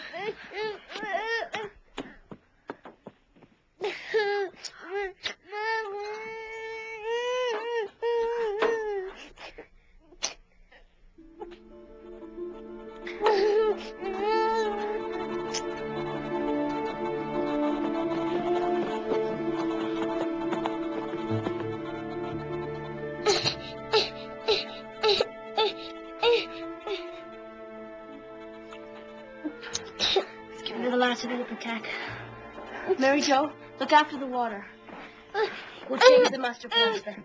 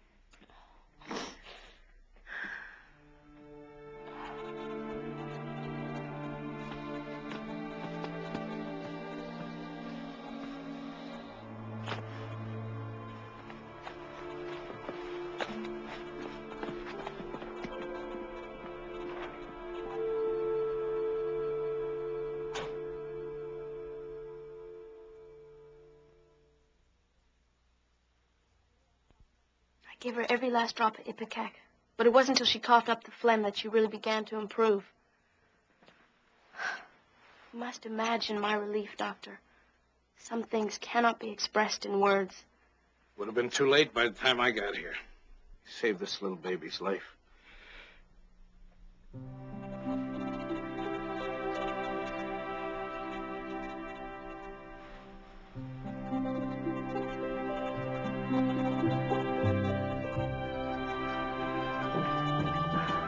I can't go to school. Just trying to keep my eyes open. I hate to stay at home. Gil will get ahead. Get up.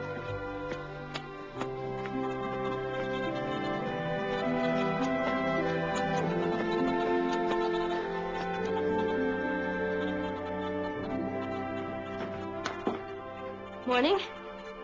Afternoon's more like it, Anne. You've slept the day away. Though no one's ever been more entitled to it, I hear. Did you meet the Prime Minister? What does he look like? Well, he certainly didn't become Prime Minister on account of his looks, but he's a fine speaker. Shook my hand. How exciting. I can just imagine the thrill of the rally with all of those people. Mrs. Barry was over here before, begging to see you. But I wasn't about to wake you. You're invited to dinner. I should imagine humble pie is on the menu. Marilla, may I go right now? aching to see Diana.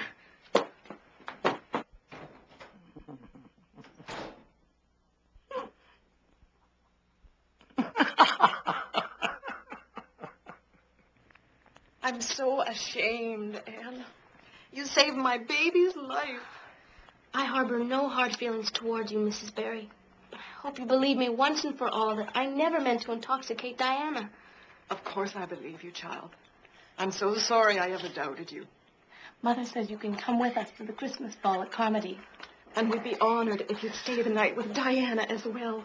It's a very special occasion, and you would be our guest of honor. Susan, calm down because you're not going. For a woman so adamantly against currant wine, I'm surprised she's allowing Diana to go. The ball is for adults, not children. But Marilla, it's Christmas. The minister's going to be there. He's giving an address, and that's almost the same as a sermon. You heard what I said, and you know what I meant by it. There'll be plenty of balls when you're older. I was invited to spend the night. I'm to be the guest of honor. Ah, well, it's just an honor you'll have to forego, eh? Now off to bed. This is a wound I shall bear forever. Good night.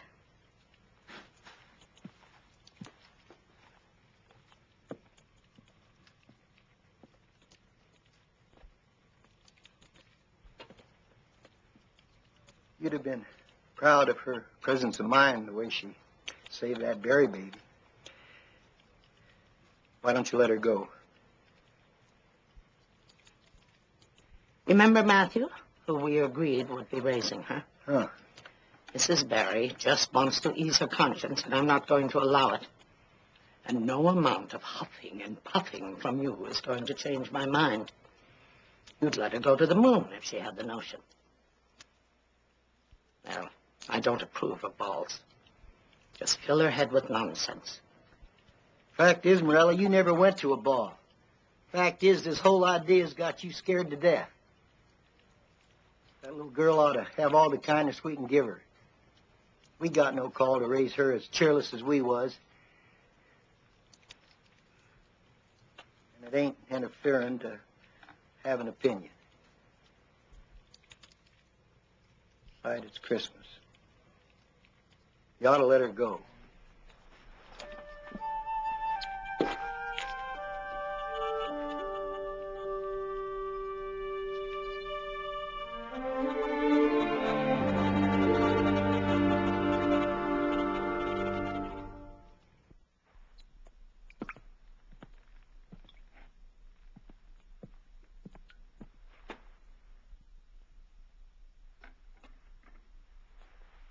All right, you can go. This is all Matthew's doing, though. I wash my hands of it. If you get overheated and catch pneumonia, blame Matthew. Marilla, I dreamt last night that I arrived at the ball in puff sleeves, and everyone was overcome by my regal entrance. Regal, my eye. You're dripping dirty, greasy water all over my clean floor. And if I have to listen to any more of this, I'll just change my mind. That's what I'll do.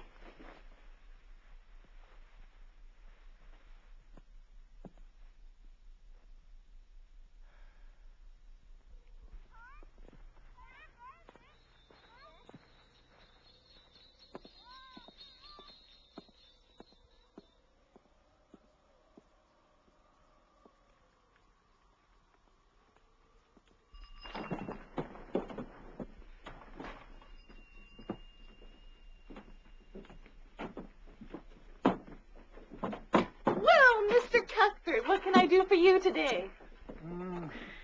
Well, now, have you got any, do you have any garden rakes? Well, now, we don't carry garden rakes in the store in December, but I'll check upstairs. We may have one or two in storage.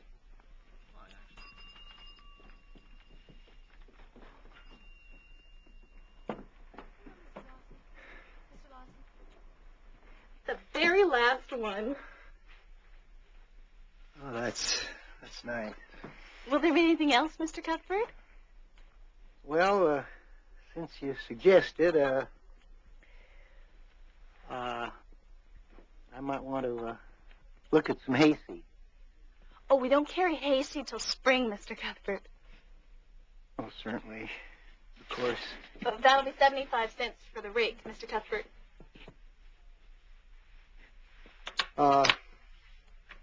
While I'm here, I might want to look at, it wouldn't be too much trouble.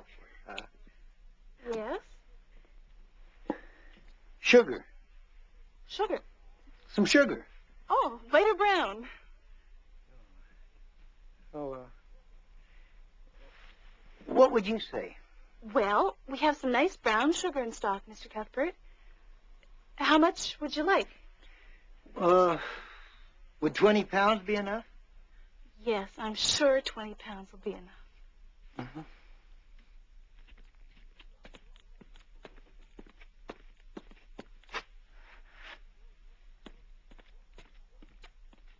That'll be $1.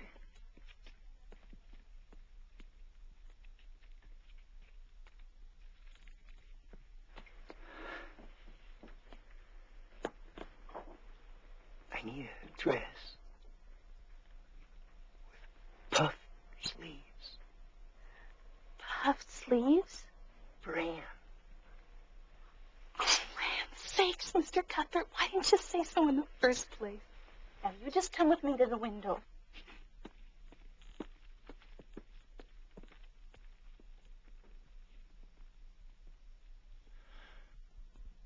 Oh, it's so beautiful.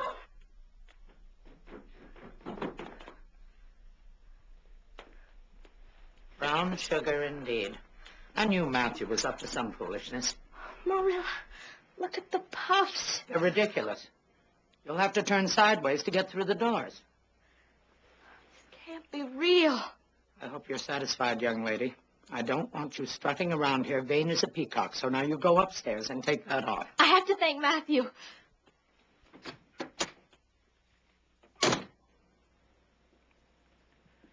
20 pounds of brown sugar.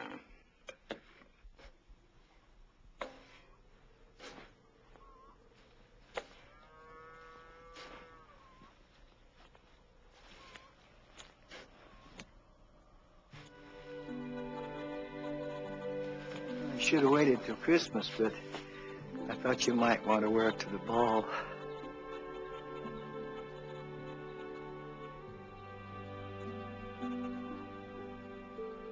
Don't you like it? Like it? It's more exquisite than any dress I could ever have imagined. Puff sleeves. Puffiest in the world. You were a man of impeccable taste, Matthew. I don't want to get your dress dirty.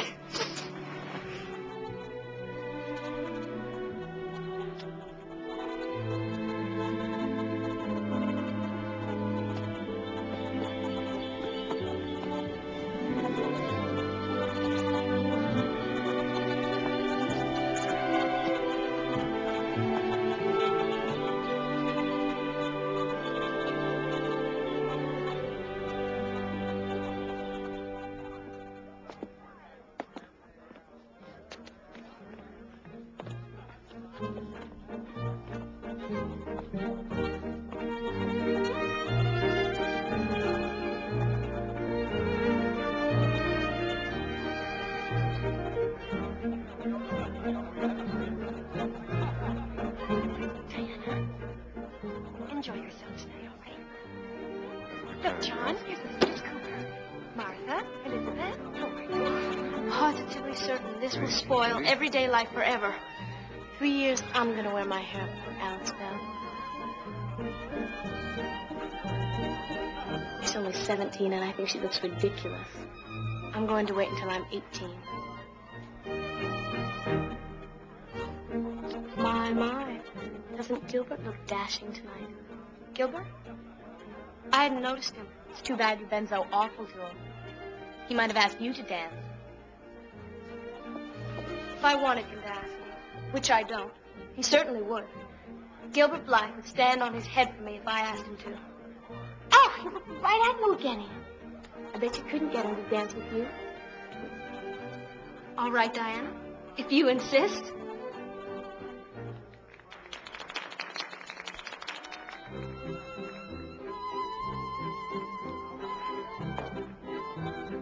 to see you, Rebecca.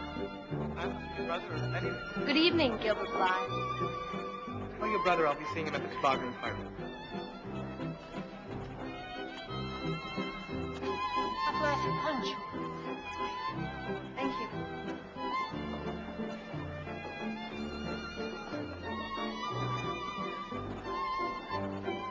Diana! You look wonderful tonight. Merry Christmas. Merry Christmas to you too, Gilbert. How could you wish that person a Merry Christmas? I gather that person didn't ask you to dance after all. Well, will you give me the pleasure instead? Thank you. I believe I will.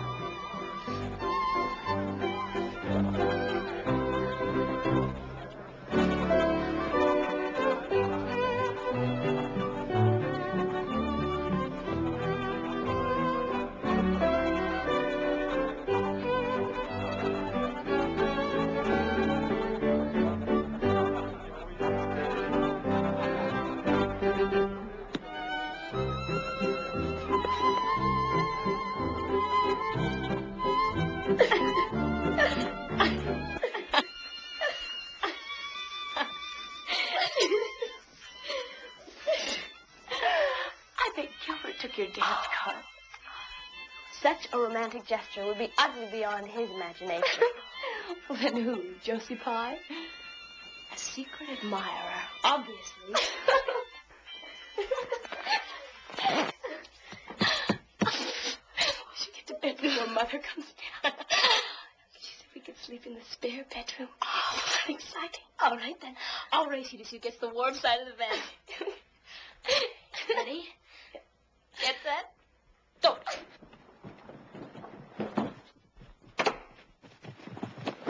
Oh, merciful heaven. What is the meaning of this? Aunt Josephine, Mother said you weren't coming until tomorrow. Is that any reason to try to kill me in my sleep? Diana Barry, you are the worst behaved girl I have ever known. Your parents will certainly hear about this outrage. It's all my fault, ma'am. It was my idea to race, and we didn't know you were in here. Honestly, we didn't. Please don't tell Mother, Aunt Jo. We're terribly sorry. I most certainly will tell her. She'll want to know the reason why I changed my mind about the music lessons I was going to pay for. You need a few lessons in behavior more than in music, young lady. Now get out of here and let a poor old woman get some sleep.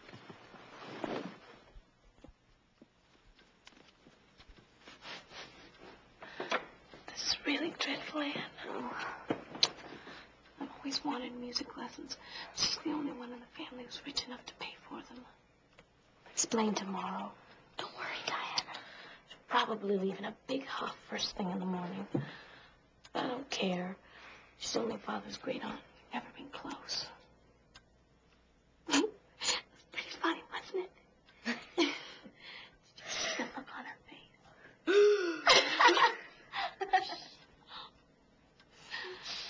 I won't have you lose your music lessons because of me. Just have to have a talk with her. And don't. She'll eat you alive. I've had lots of practice in making apologies before. Just leave it to me. All right.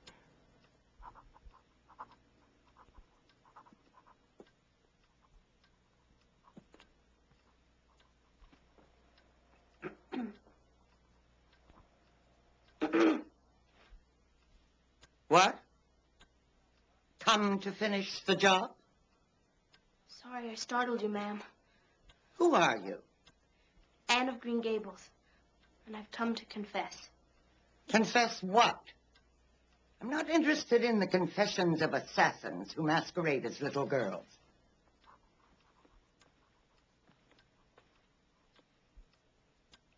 It was all my doing, Miss Barry.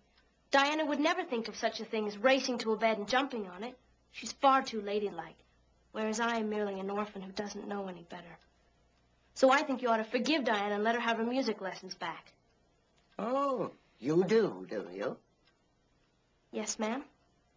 Do you have any idea what it's like to be wakened from the few hours of precious sleep granted an old woman in a strange bed by two ferocious wild girls landing on her head? I don't know. I can imagine it must have been terrifying in the extreme. And if you had any imagination, you could put yourself in our place. I haven't been in your place for 47 years, thank you very much. Don't you have any imagination, Miss Barry? My age, imagination is a threat to life. Well, we honestly didn't know you were in there. And you scared us half to death. You should just imagine how exciting it was going to be for me to sleep in a spare bedroom reserved for important company such as yourself. As it was, I had to sleep with Minnie May, and you don't know how she kicks. Mine was the sleep of the bitterly disappointed Miss Barry. I was forced to lie awake all night with the knowledge that I had cost Diana her career as a world-famous concert pianist. I suppose your claim to sympathy is as valid as mine. Do you know what I am composing here, Anne of Green Gables? Sure I don't, Miss Barry. It's a note expressing my outrage to Diana's parents. Trouble is, I don't feel outraged anymore. So, what do you suggest? Perhaps if Diana apologized, which she's too frightened to do at this moment. I have a better idea. Suppose I reinstate her music lessons in exchange for you coming to visit me in Charlottetown on occasion. Me, Miss Barry? Yes, you, Anne of Green Gables. Diana can come along as well. You amuse me, and precious little in this world amuses me at my age. You seem a very interesting old lady to me. You're not an old ogre at all, are you? I didn't mean that. Excuse me, Miss Barry. I most certainly am an old ogre, and don't you let on any different. Will you come and see me? Then go tell Diana she can be a concert pianist after all. Thank you, Miss Barry. We appreciate you making up your mind so swiftly. Good day, Anne girl.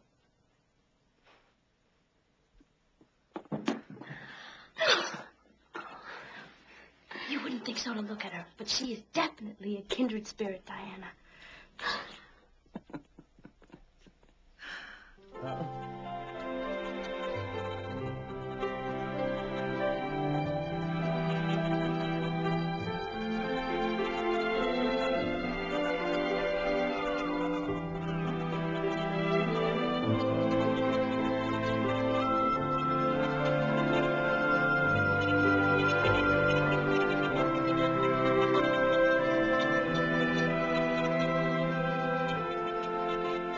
Please find enclosed 2 silver bagels, one for you and one for the Ann girl. I want to become better acquainted with you both. If you come to town for a visit, I will put you up in my very sparest of spare rooms. Yours very truly, Aunt Josephine Barry. You know, Diana, kindred spirits aren't as scarce as I used to think.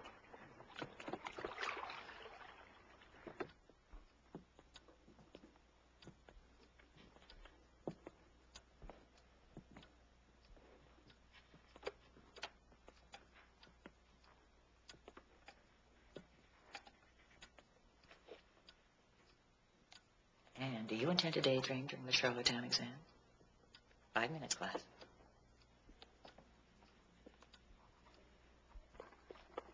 Well, don't worry. In 2 days, it will all be over. This is one of those rare moments when not even my imagination can solve my anxiety.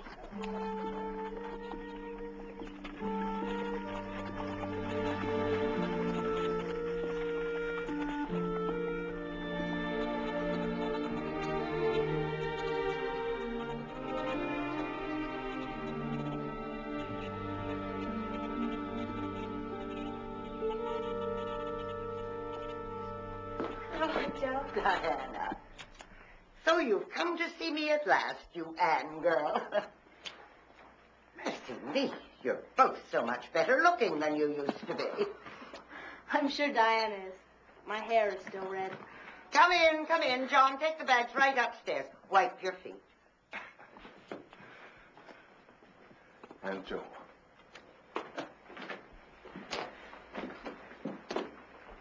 You must be tired from your trip. Nancy will prepare your bath and look after you. I suppose you want to cram for your exam tonight. Miss Stacy made me promise not to open the book, so I won't get the jitters. In that case, we can have a leisurely dinner after you're freshened up. And following your exam tomorrow, I've planned a tremendous surprise. Nancy, tell John that I will have my tea with him in the palm room.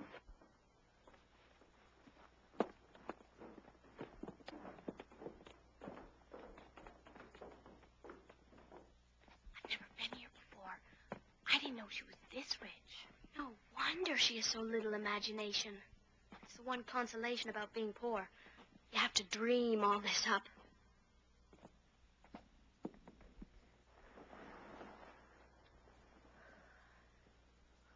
I wish I could go with you and help you somehow, Anne. Don't make me nervous. I'm trying to imagine away this horrible fluttery feeling around my heart. I have faith in you. You'll pass all right. I'd rather not pass at all than come out somewhere in the middle.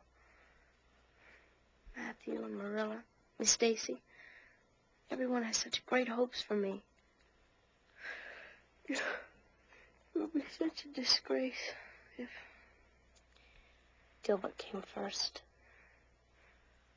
I suppose I'd settle for beating Gilbert Blythe if I had to. Just keep thinking about Gilbert, then.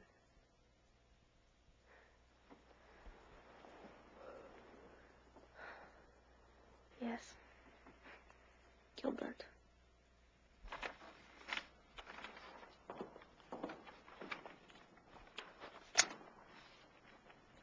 Please do not touch your papers until all the examinations have been distributed, or they will be discounted completely.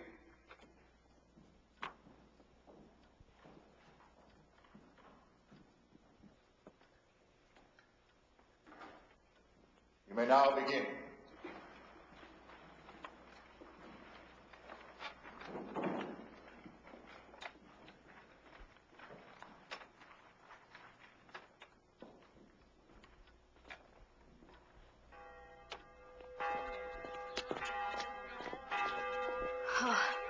For one awful moment, I felt exactly like I did 3 years ago when I asked Marilla if I was to stay at Green Gables. You had me worried there for a moment. I could see you turning green. Oh, but I knew you'd go through. Well, pass or fail, I'm going to miss you tremendously, Miss Stacy. I want to wish you all the luck in the world, Aunt Shirley. If anyone deserves to be successful, it's you. I'll be watching out for you, even from Halifax. So you really are going to leave Avonlea? I have my own little set of troubles. Oh, nothing to worry about. Remember, true friends are always together in spirit. Thank you, Miss Stacy, for giving all of us the chance to make something of ourselves.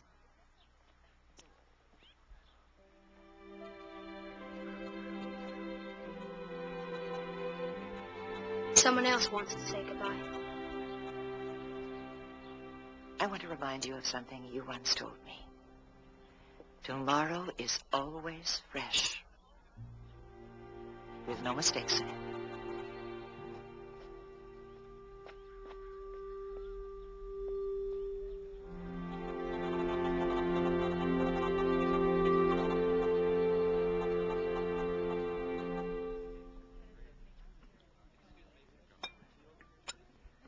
I was born for city life. And what's your opinion, Anne? I hadn't thought seriously about it until now. I think I would probably come to the conclusion that I'd like it for a while.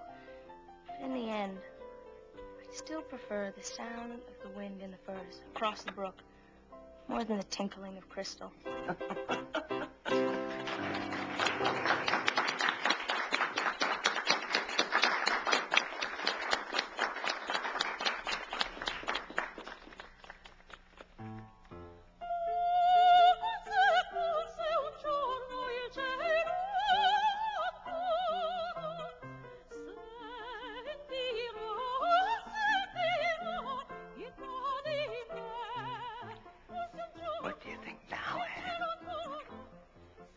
alone.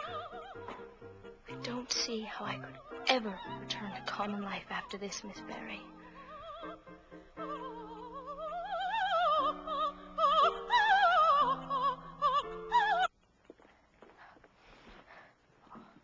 Madame Selitsky had a definitive alabaster brow, Diana. Did you see Alice Bell there, parading around like she had an alabaster brow? If I had Alice Bell's crooked nose, I wouldn't. Oh, no, I shouldn't have said that. That's uncharitable. I was comparing it to my own nose, and that is vanity. Someone complimented me on my nose long ago, and I'm afraid I've thought about it far too much ever since. I ought to hire you as my court jester, Anne girl. I wasn't meaning to be funny. Well, I hope you both enjoyed the matinee. Oh, immensely. And you, Anne? Unforgettably. Then you must stay with me when you come back and study. Maybe I'll come stay with you, too. You'd both be welcome. I haven't had so much fun since, well, never mind how long since. I thought Marilla Cuthbert was an old fool when I heard that she'd adopted a little orphan girl. But I see now which of us was the old fool. Bye, Aunt Joe. Bye, girls. Bye. Bye, Miss Barry. Thank you for everything. It was lovely having you here. Bye.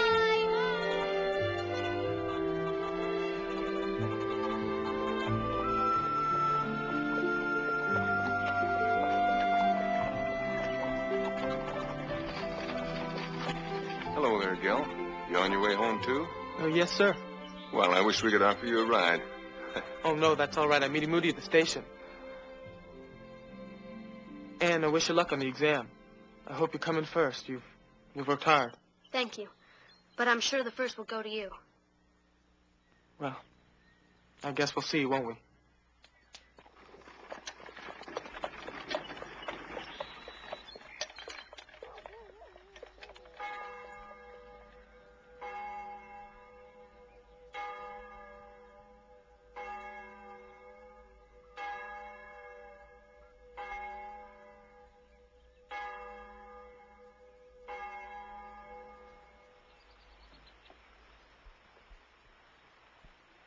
Ruby, you be Elaine. You're the only one who has golden hair. I couldn't lie there and pretend I was dead. I'd die of fright, honest. You be Elaine, Anne. This is your idea. A red-haired person cannot play the Lily Maid. Tennyson would never approve. Your complexion's just as fair as Ruby's. And anyway, your hair's darker now than just plain old red. Really? I'd say it's definitely auburn, and that's sort of close to blonde. Well, all right. It isn't authentic.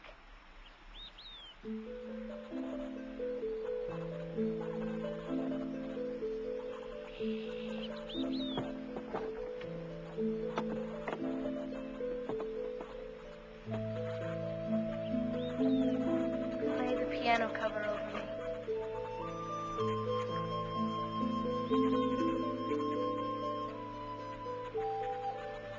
Gosh, she really looks dead. I'm frightened. Mrs. Lynde says acting is a sin. Ruby, keep quiet. You're spoiling the effect. Besides, this is hundreds of years before Mrs. Lynde was born. Diana, you arrange all of this. It's ridiculous for Elaine to be talking when she's supposed to be dead. All right. Jane, the flowers.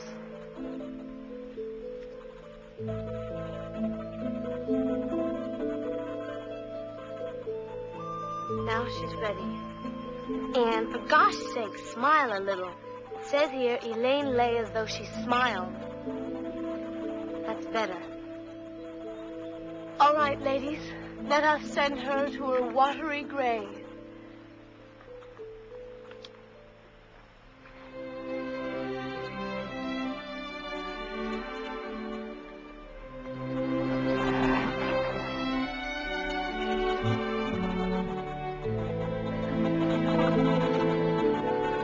There she weaves by night and day a magic web with colors gay. She has heard a whisper say, a curse is on her if she stay to look down on Camelot. And at the closing of the day, the broad stream bore her far away. And as the boat head wound along, they heard her singing her last song, The Lady of Shalott.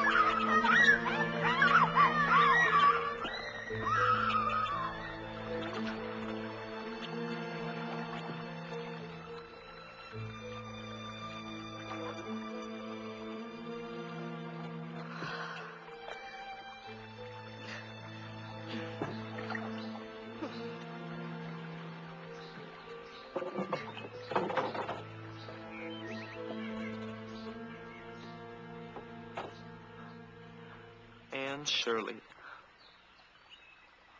What in the heck are you doing? Fishing for lake trout. For lake trout.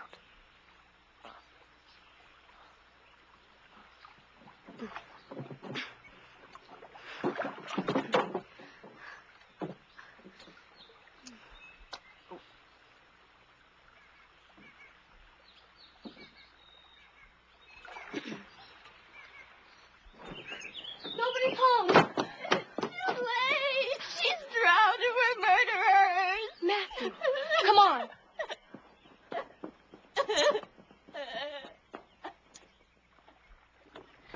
Well, if you must know, I was in Diana's skiff, but it sprang a leak and I had to climb onto the piling or sink. Now, if you'll be so kind as to row me to the landing. Oh, I see. Well, then the fact is, I rescued you. Help is on the way, and I was calmly waiting for it.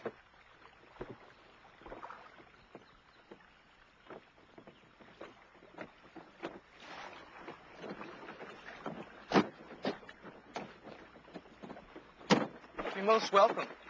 I am grateful for your assistance, Mr. Blythe, even though it was not required. Now, if you'll excuse me, I have to find my friends. They are likely overcome with fear for my life. Oh, Anne, wait a minute. I was just down at the post office to see if the Queen's results had been printed. Congratulations on coming first, Gilbert. I'm sure you're very proud of your achievements. Wait a minute, you ninny. We tied for first place. You and I. I figured you'd have it for sure. We all passed. Our entire class. First of all 200? I just saw you had to share with me. Never expected to beat you. Can't we be friends? This childishness has gone on long enough, don't you think? The fact that you rescued me unnecessarily hardly wipes out past wrongs. Look, I'm sorry I ever said anything about your hair. You have no idea how sorry. It was so long ago. Aren't you ever going to forgive me? You hurt my feelings excruciatingly. I only said it because I wanted to meet you so much. Why did you turn your back on me at the Christmas ball? Man, that was over a year ago. It was a deliberate humiliation. And I knew exactly what you were thinking too, Anne Shirley. You and Diana Barry. Look, can we be friends now? Why don't you figure it out? If you're so clever. Anne, wait a minute. Everyone will think I've drowned.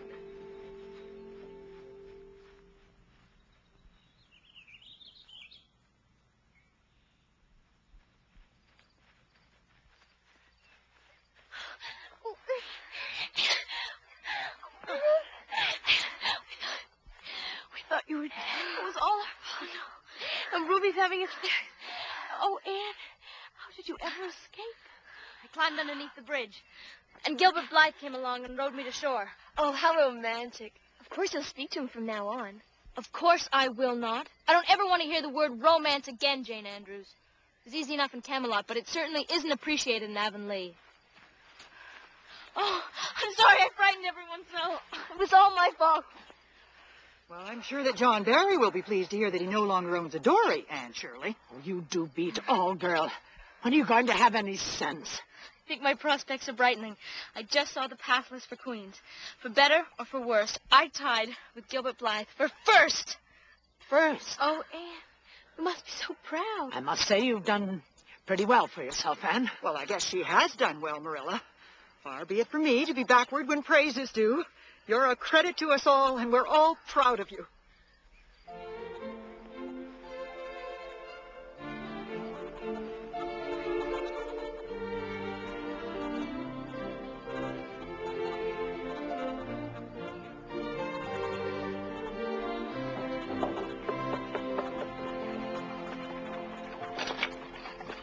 Well, good afternoon, Miss Cuthbert. Good afternoon. I'm Gilbert Blythe. Yes. You've grown into quite a young man. So you must be very proud of Anne. It's a real challenge keeping up with her at school. Yes. Matthew and I are both proud. She has the talent to make something of herself.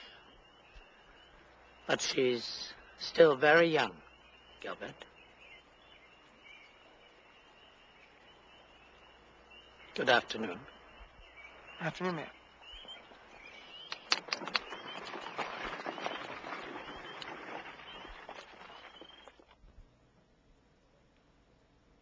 So what are you going to recite, Anne? I've decided to give The Highwayman. It's very pathetic. Laura Spencer's giving a comic recitation, but I prefer to make people cry. Are you nervous? A little bit, even though I've stood out in public so often. But I feel very well prepared, and that helps. Well, this organdy will look elegant under all the electric lights at the White Sands Hotel. Oh, Mother tried to convince me to audition for a violin solo. Can you imagine? I mean, I haven't picked up a bow in 3 years. The Charlottetown Hospital is a worthy cause and all, but I am not prepared to suffer humiliation for it. We're all amateurs. They may be very sorry they've asked any of us to do it when it's all over. Oh, hardly the case with you, Anne. After standing first at Queen's, you can do no wrong in this community. Someone ought to tell that to Marilla. Well, Mr. Cuthbert is sure proud. He plunks down his money awful quick these days for anything I tell him is pretty and fashionable. Alice Lawson, you devil. Don't you go abusing Matthew's generosity to me. Oh, you do have good taste, though. I'll see you at the concert.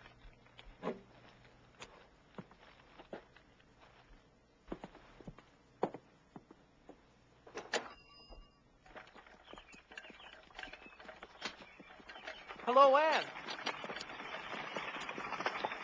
Whoa. Can I offer you a ride home? You promised we were going to be friends, remember? Well, all right, then. It is rather awkward with all these. It was good of you to stop. Seems I'm developing quite a habit of getting you out of awkward situations. I thought a lot about what happened at the bridge, Gilbert. What I mean to say is, it was very rude of me to just run off like that. But I was very overwrought over learning my score. Our score. I mean, I wasn't myself. That's all right. Life's too short to hold grudges anyway. It's valiant of you to say so. You'll go far with that kind of attitude. Do you know what you're going to study at Queen's yet, Anne? I intend on taking my teacher's license in 1 year. Instead of 2, at Miss Stacy's suggestion. Gee, I always imagined you'd have a career on the stage. I think you'd make a swell actress. Especially as the Lily Maid. I hear you're giving The Highwayman at the White Sands recital. My life is an open book, I see. Who told you that? Well, I have a little confession to make. Well, I was just at the Lawsons myself, and Alice told me you were walking home. Oh. I'm going to try to get you an encore while you're up there, so make sure you have a second selection ready. Nobody's going to encore me. Well, I would. Especially if I had the honor of escorting you to the concert. I don't know. I promised the Berries I'd go with them, but I think you're old enough to make up your own mind, Anne. I've always been old enough to make up my own mind. Very well, then, Gilbert. I'd be pleased to accept your invitation. Could you let me off at the corner, please? I'm going to take a shortcut and show Diana what I bought.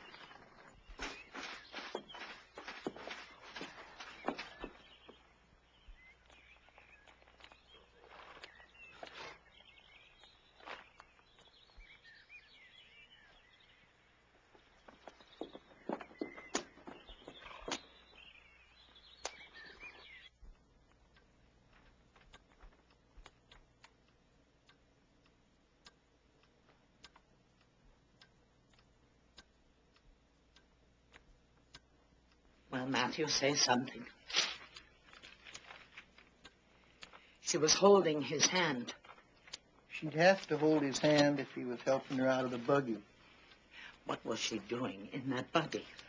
Well, nothing worth all this fussing. She's just a child, Matthew. She doesn't know what she's doing. Hello, everyone. Sorry I was late. I stopped over at Diana's, and she just loves the material you chose, Matthew. And Shirley, I've just been informed by a reliable source that you were seen at Avonlea Crossroads in a buggy with a young man. Morella. He only offered me a ride home. He was just being friendly.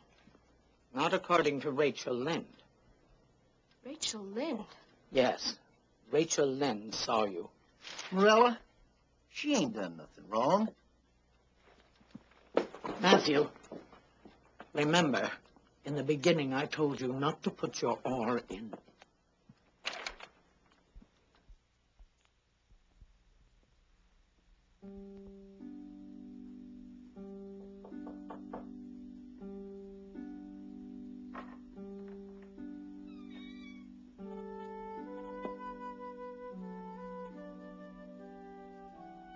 I'm sorry I lost my temper.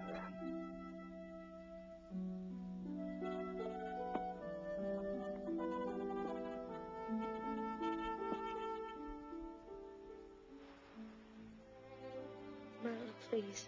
I never meant anything to come of all this. And nothing has as yet.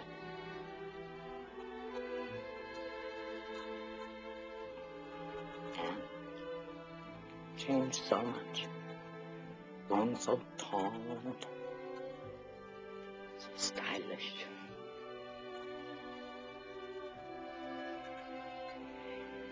You don't belong in Avonlea anymore. I get lonely just thinking about it.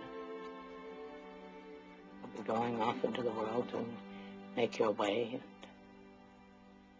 you don't want to make any ties here that you might come to regret later.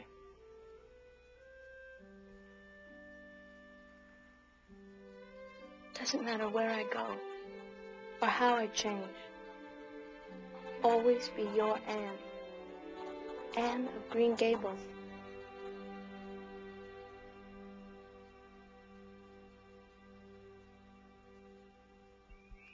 I want you to give this to him.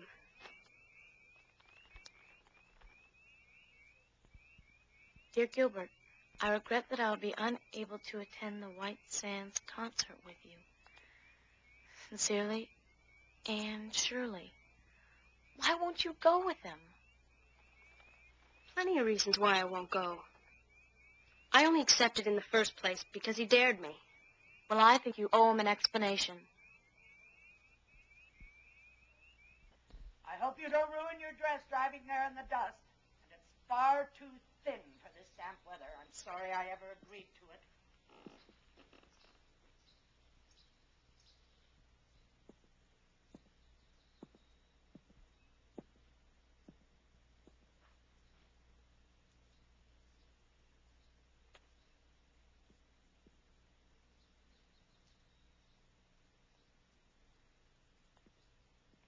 Thank you, Matthew.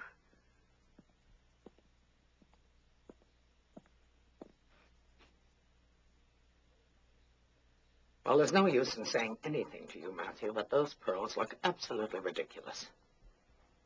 I don't know where you get these silly ideas. Matthew is proud of the way I look.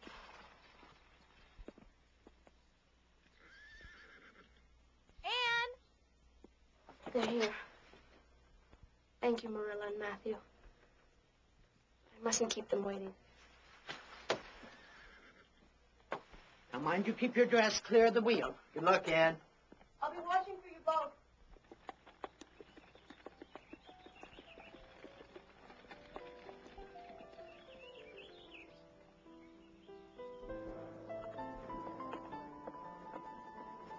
Gilbert gave me this in return for your note. He's coming to watch you anyway. I didn't want Jane or Gabby brother to see you. To your own opinion. It would have been easier if you had told me in person. You can still consider me a friend. Sincerely, Gilbert Blythe. I won't be accused of being a coward, Diana. He doesn't understand. Tell him I'll speak to him the first minute I can steal away tonight. Calm down, Anne. I'm so ashamed. I can't go up on that stage. Can't. I'll be merciless if I fail. You've never failed at anything, Anne Shirley. Go on.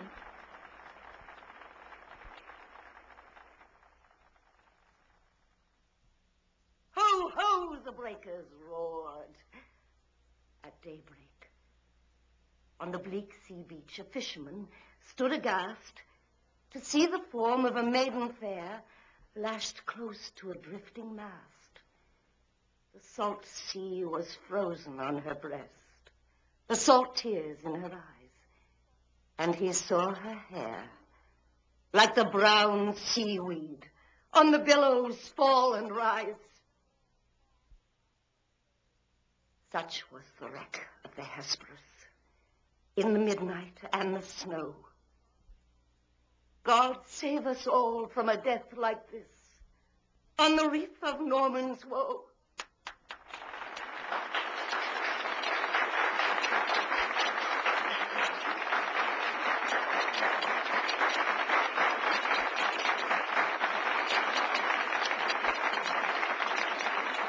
Mrs. Evans has just completed a European tour. Oh, she's a prodigious talent.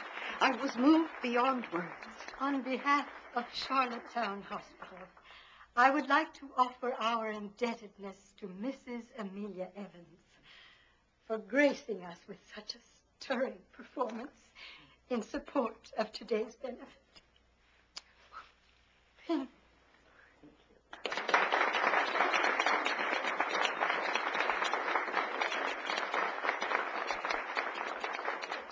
And now, ladies and gentlemen, I would like to present one of Avonlea most celebrated students who achieved the highest standing in the recent entrance examinations to Queen's Academy. Miss Anne Shirley.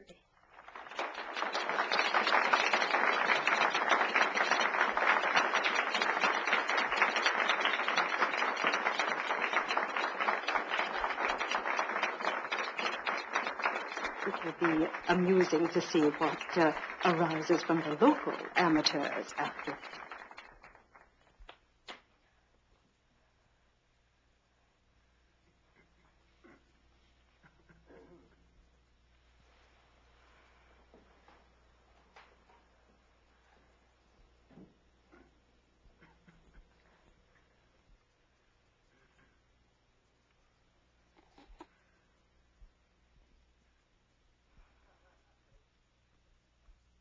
The wind was a torrent of darkness among the gusty trees.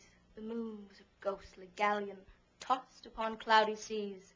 The road was a ribbon of moonlight over the purple moor, and the highwayman came riding, riding, riding. The highwayman came riding up to the old inn door. One kiss, my bonny sweetheart.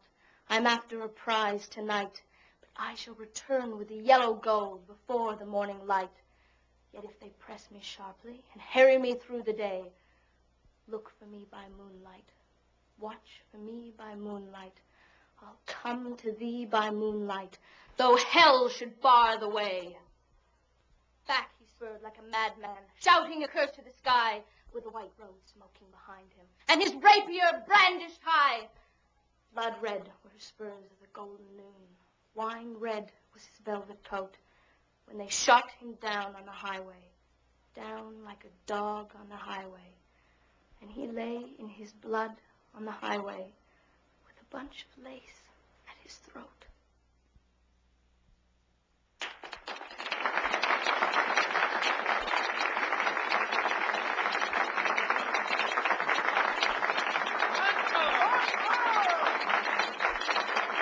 Here you ascended. Go back. Go back. They're encoring you. Let's go back.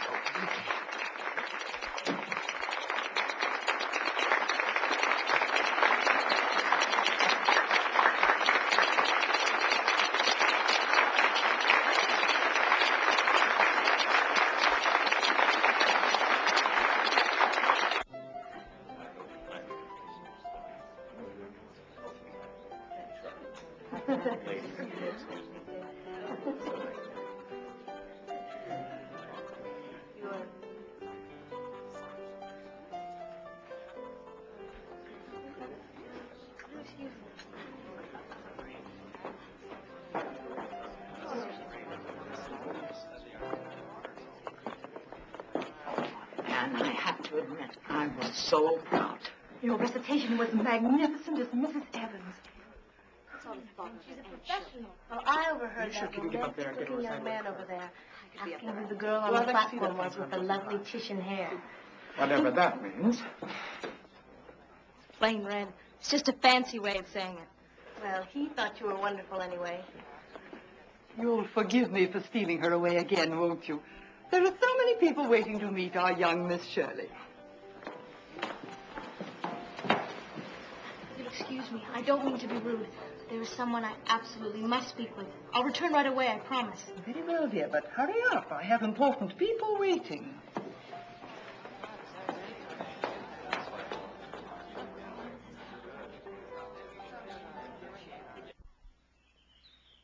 Gilbert! Gilbert!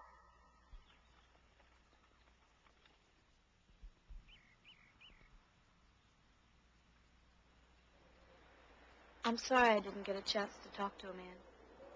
Blame me if you want. It's all right, Diana. Some things just aren't meant to be. Did you see all those diamonds? I wish I were rich and I could spend my whole summer at a hotel, eating ice cream and chicken salad. You know something, Diana? We are rich. We have 16 years to our credit, and we both have wonderful imaginations. We should be as happy as queens.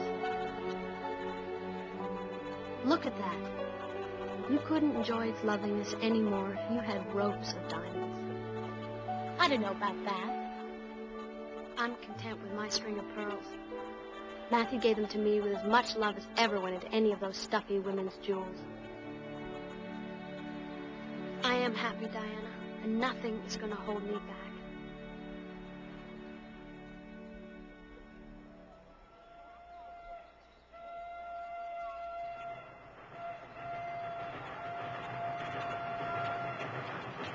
Hurry up, Anne. Do you think the train's going to wait for you?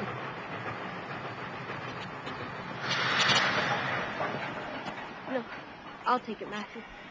It'll be easier if I go quickly by myself. Getting emotional over nothing. Nothing. You both mean everything to me.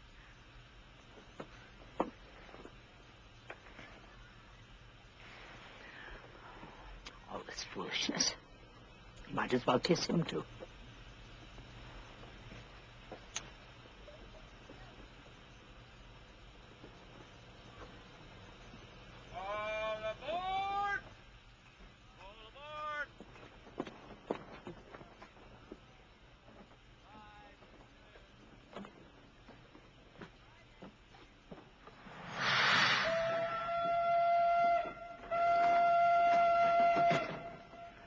I'm afraid for her, Matthew. She'll be gone so long. She'll get terrible lonesome. You mean we'll get terrible lonesome? I can't help wishing that she'd stayed a little girl. Miss Spencer made a lucky mistake, I guess. It wasn't luck, it was providence. He knew we needed her. even with their queer little ways. I loved her for them.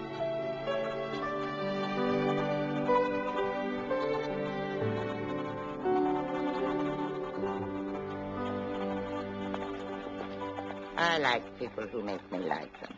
Saves me so much trouble forcing myself to like them. Oh, but I'd be a much happier woman if you'd stay at Beechwood with me. There's no other place I'd rather be, Miss Barry. I know it's impractical. You need to be near the school. The lady who runs this boarding house is a gentlewoman of reduced circumstances. You'll be quite safe. Here we are, Peter. Miss Barry said you're of a creative turn of mind, so I've given you my best room looking out over the street. Thank you, I'm sure. Cheer up now. I've had dozens of students here and not lost one of them yet. If there's anything you want, just let me know. Thank you. I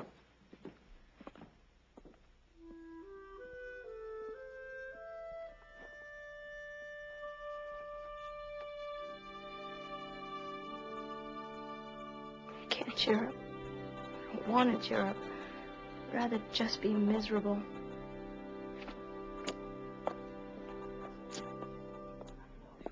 Those of you that have elected to complete the program for a teacher's license in 1 year instead of 2 have a difficult struggle ahead of you. But you're here because we know you're capable of doing it. These first 2 weeks will be a probationary period in which you can decide whether you really want to complete the program in a single year. In that sense, these first 2 weeks will be the most important you spend it, Queens. Bear that in mind.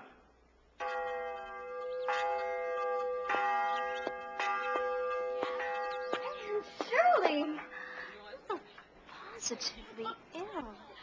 Whenever your nose and eyes get red, you seem red all over. Tell me, how are the first-year students doing? Our French professor's a dream. He has the cutest mustache. Come for lunch and I'll tell all. I'm meeting Jane and Ruby and some of the others. Thank you, but I have other business to attend to. Gilbert won't be there if that's what's worrying you. Whatever do you mean? Gilbert Blythe is a rake. And after his insulting behavior at the White Sands concert, I've decided to completely ignore him. Besides, there are far more dashing young men around here anyway. I'm amazed that Gilbert could even insult you. We've been looking all over for you. Second-year class like. I don't know anyone. I wish you people had decided to go into second. Second? I'll be lucky if I pass first. I don't care if I don't pass. My father can afford to send me back. You know, Anne, Frank Stockley told me that the graduate who receives the highest mark in English Lit this year wins the Avery Scholarship, $250 a year for 4 years. Are you sure? The Board of Governors is announcing it tomorrow.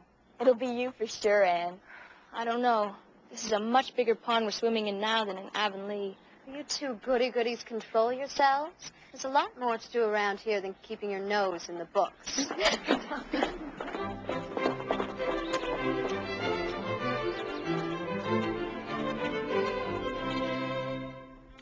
So you have been here 1 week, and already you're planning to take an arts degree from Redmond College. I fully intend to win that Avery Scholarship if hard work can do it.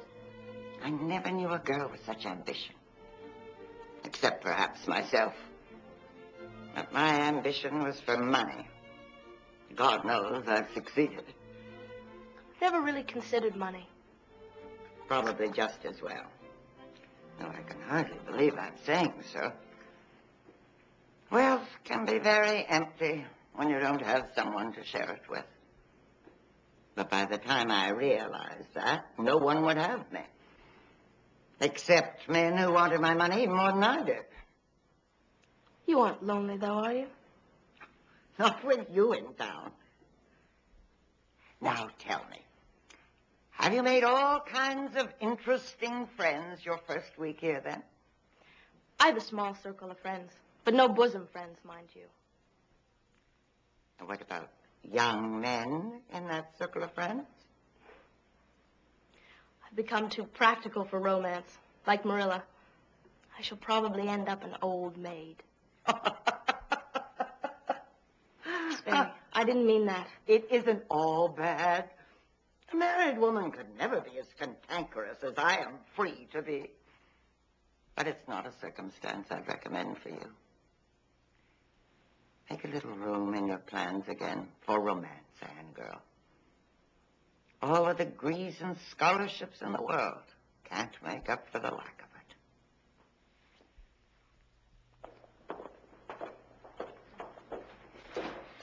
it. May I leave this for Gilbert Blythe? You can take it to him yourself, miss.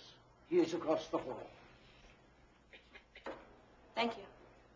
Can't you just picture Gilbert? Emily Clay, winner of the Avery Scholarship. Don't be too sure.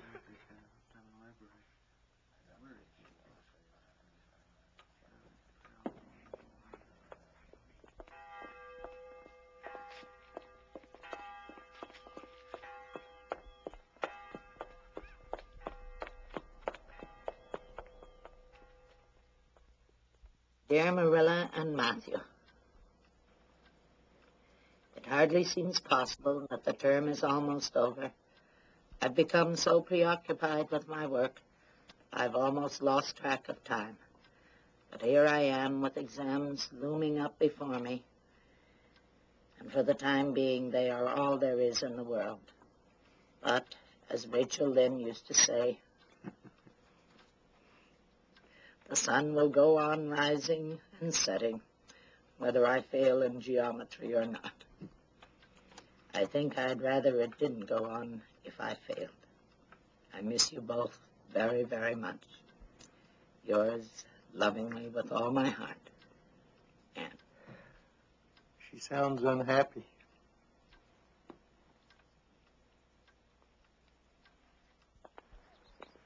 Cheer up, Anne. You have to win at least one of the awards. I'm not sure I care anymore. It's a fine attitude after all the work you've put in. I have no hope for the Avery. Everyone has practically said that Emily Clay is getting it. You'll probably get the gold medal then. But I'm not going to look at the bulletin board. I'm going to go straight to the girls' dressing room. I'll come find you. If I fail, just say so, Jane. Don't break it to me gently. And don't sympathize.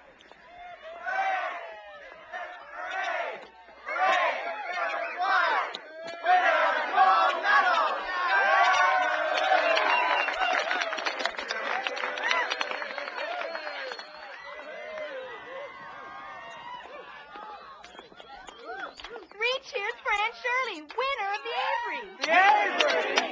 Hip, hip, hooray! Hooray! Hooray!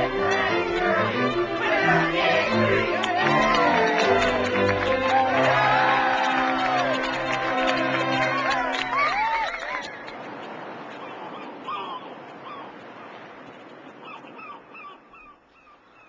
Isn't that breath of mint delicious? I can't bear the thought of leaving here again. 4 long years. Probably be old and gray when you do come back, Anne. More likely married to a dashingly handsome young man, and too busy with babies to be interested in your former bosom friend. Such as who, Moody? I'll pray that someone wonderful comes to Avonlea and sweeps you off your feet. Gilbert's getting the Avonlea school, you know. He isn't going to college? His father can't afford to send him, so he's going to earn his way. Did you ever explain to him? Some books are better left on the shelf. I wish him luck, though. He's a determined young man. Then as far as you're concerned, he's fair game. Why, Diana Barry, if you were interested in Gilbert Blythe, why didn't you ever say so? Because I thought my bosom friend was in love with him. In love with Gilbert Blythe? Me? Yes, you. Gilbert did say that being smart was better than being pretty.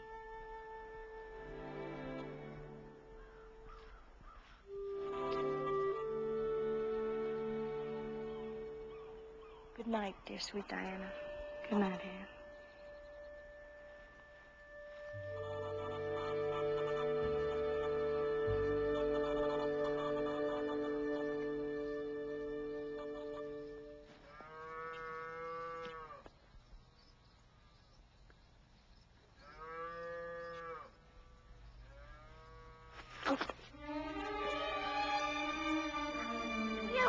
Matthew!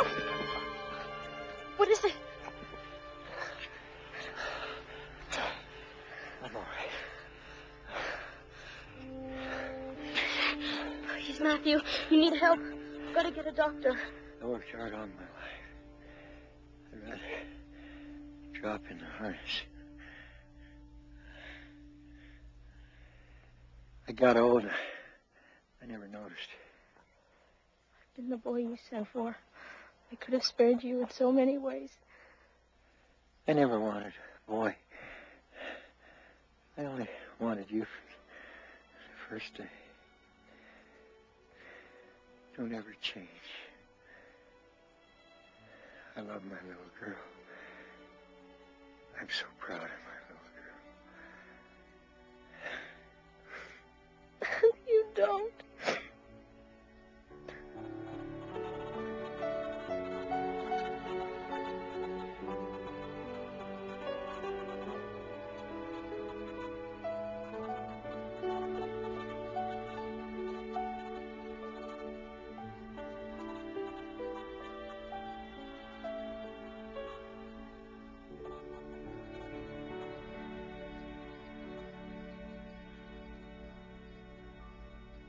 We have stood here in silent prayer at Matthew Cuthbert's grave and struggled, each of us, to see the meaning in his life. But the mystery of death prevails. All we know is that we are troubled in our hearts at this evidence that death comes to all of us. In the end, all we know is that we loved him and we commend his soul to Jesus.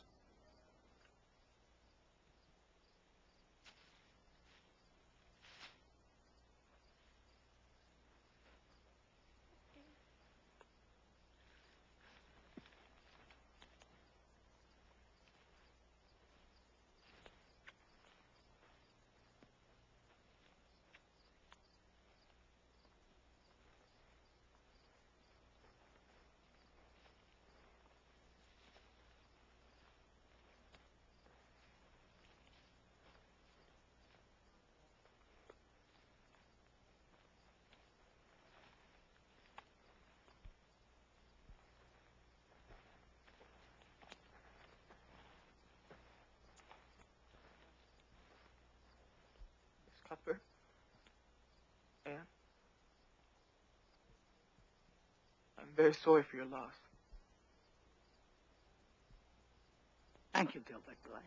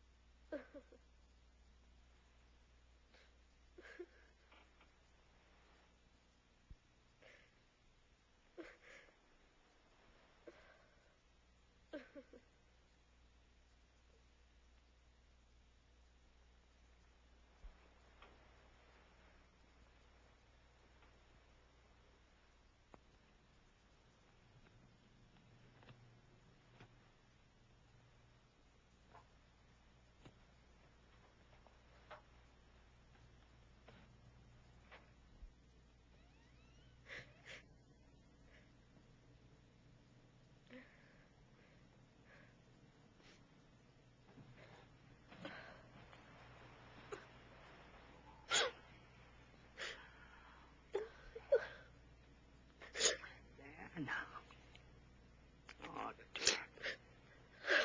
It won't bring him back. Arms around me, Marilla, for a little while.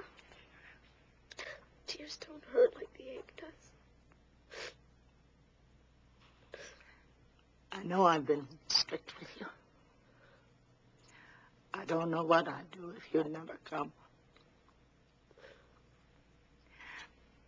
But you mustn't think that I don't love you as much as Matthew did. It's never been easy for me to say the things from my heart, but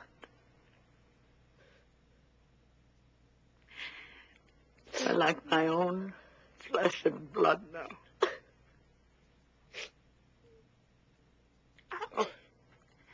It It's not right to cry so. God knows best. Oh, but he was always such a kind brother to me. We have each other now.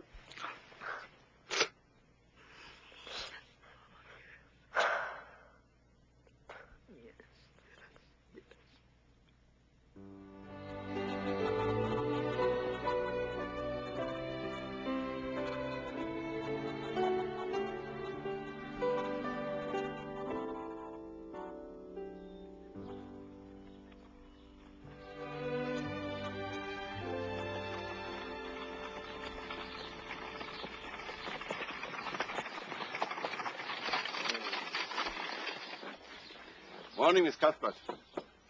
And how is Green Gables holding up these days? Oh, pretty well. I haven't seen you around these parts much lately. Oh, well. Business and comedy takes all my time. You know what I mean. This sure is a lovely piece of countryside. It is that. People in Avonlea say that it's the prettiest acreage on the North Shore. Matthew kept this place up impeccably. You don't want to let it get run down at all.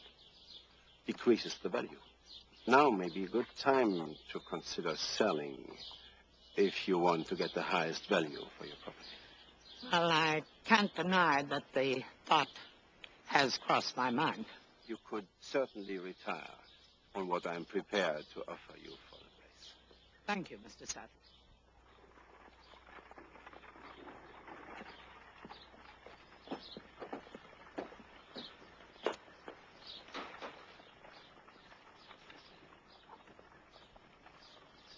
What did Mr. Sadler want? He once offered to buy Green Gables, and he's still interested. Buy Green Gables? Marilla. I don't know what else to do. My eyesight is getting weaker. Dr. Spencer says that if the headaches persist, I might lose it completely. What if I can't run this place? Rachel has kindly offered to let me live with her. But you can't sell Green Gables. And I would go crazy if there was trouble and I was all alone here. I'm sorry that you won't have a home to come to on your vacations. I never thought I'd live to see the day when I would sell this place. But we'll survive somehow. You won't have to stay here alone. I'm not going to Redmond. What do you mean? I'm not going to take that scholarship. I've already decided, but I hadn't told you yet. Mr. Barry said he'd rent our fields next year, and I'm going to take the school at Carmody. They need a teacher, and I'm sure they'd be glad to have me. I can drive back and forth until the weather gets bad, and then I'll board and come home on the weekends. I won't let you sacrifice your education for me. I won't allow it, Anne Shirley. I am going to do it. I'm 16 years old, and just as stubborn as you are.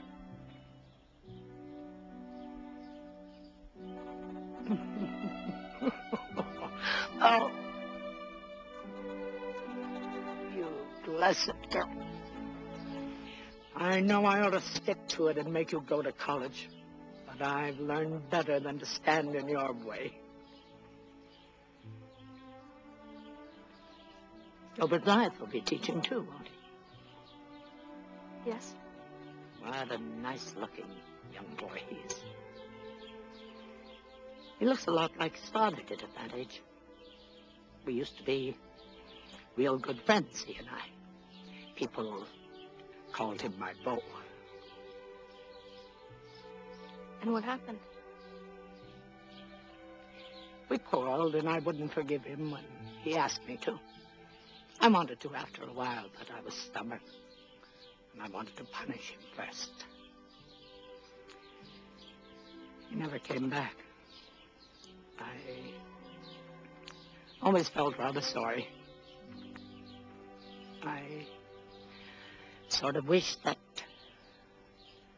I'd forgiven him when I had a chance.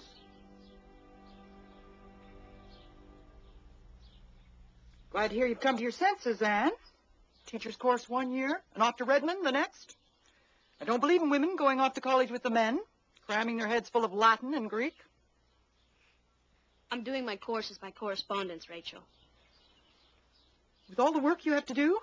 Teaching over at Carmody and looking after Green Gables? Marilla, talk some sense to the girl. Oh, mind your own business for once, Rachel, and leave her alone. Anne thrives on study.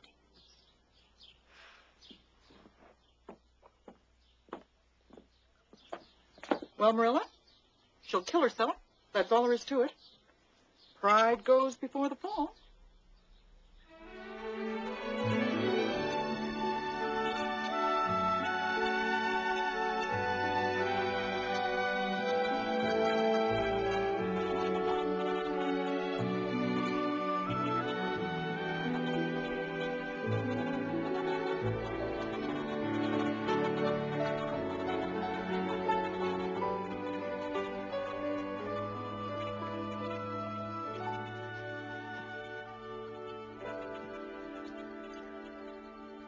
Whoa. Hello, Anne. Taking a shortcut, Mr. Blythe.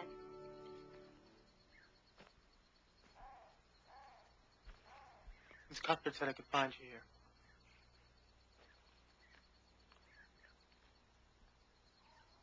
Open it.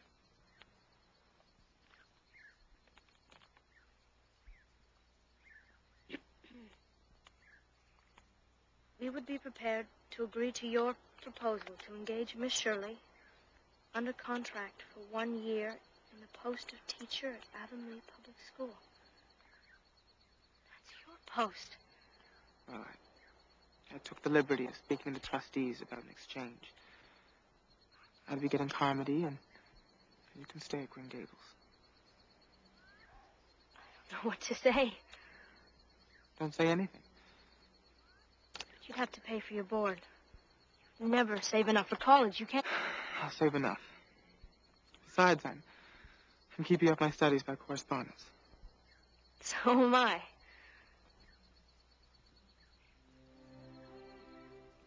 Thank you for giving up the school for me, Gilbert. It's very good of you. I want you to know that I really appreciate it. I figure you can give me a hand with my work, and we'll call it a fair exchange. Aren't you worried? I'm liable to break another slate over your head. I'm more worried I might break one over yours.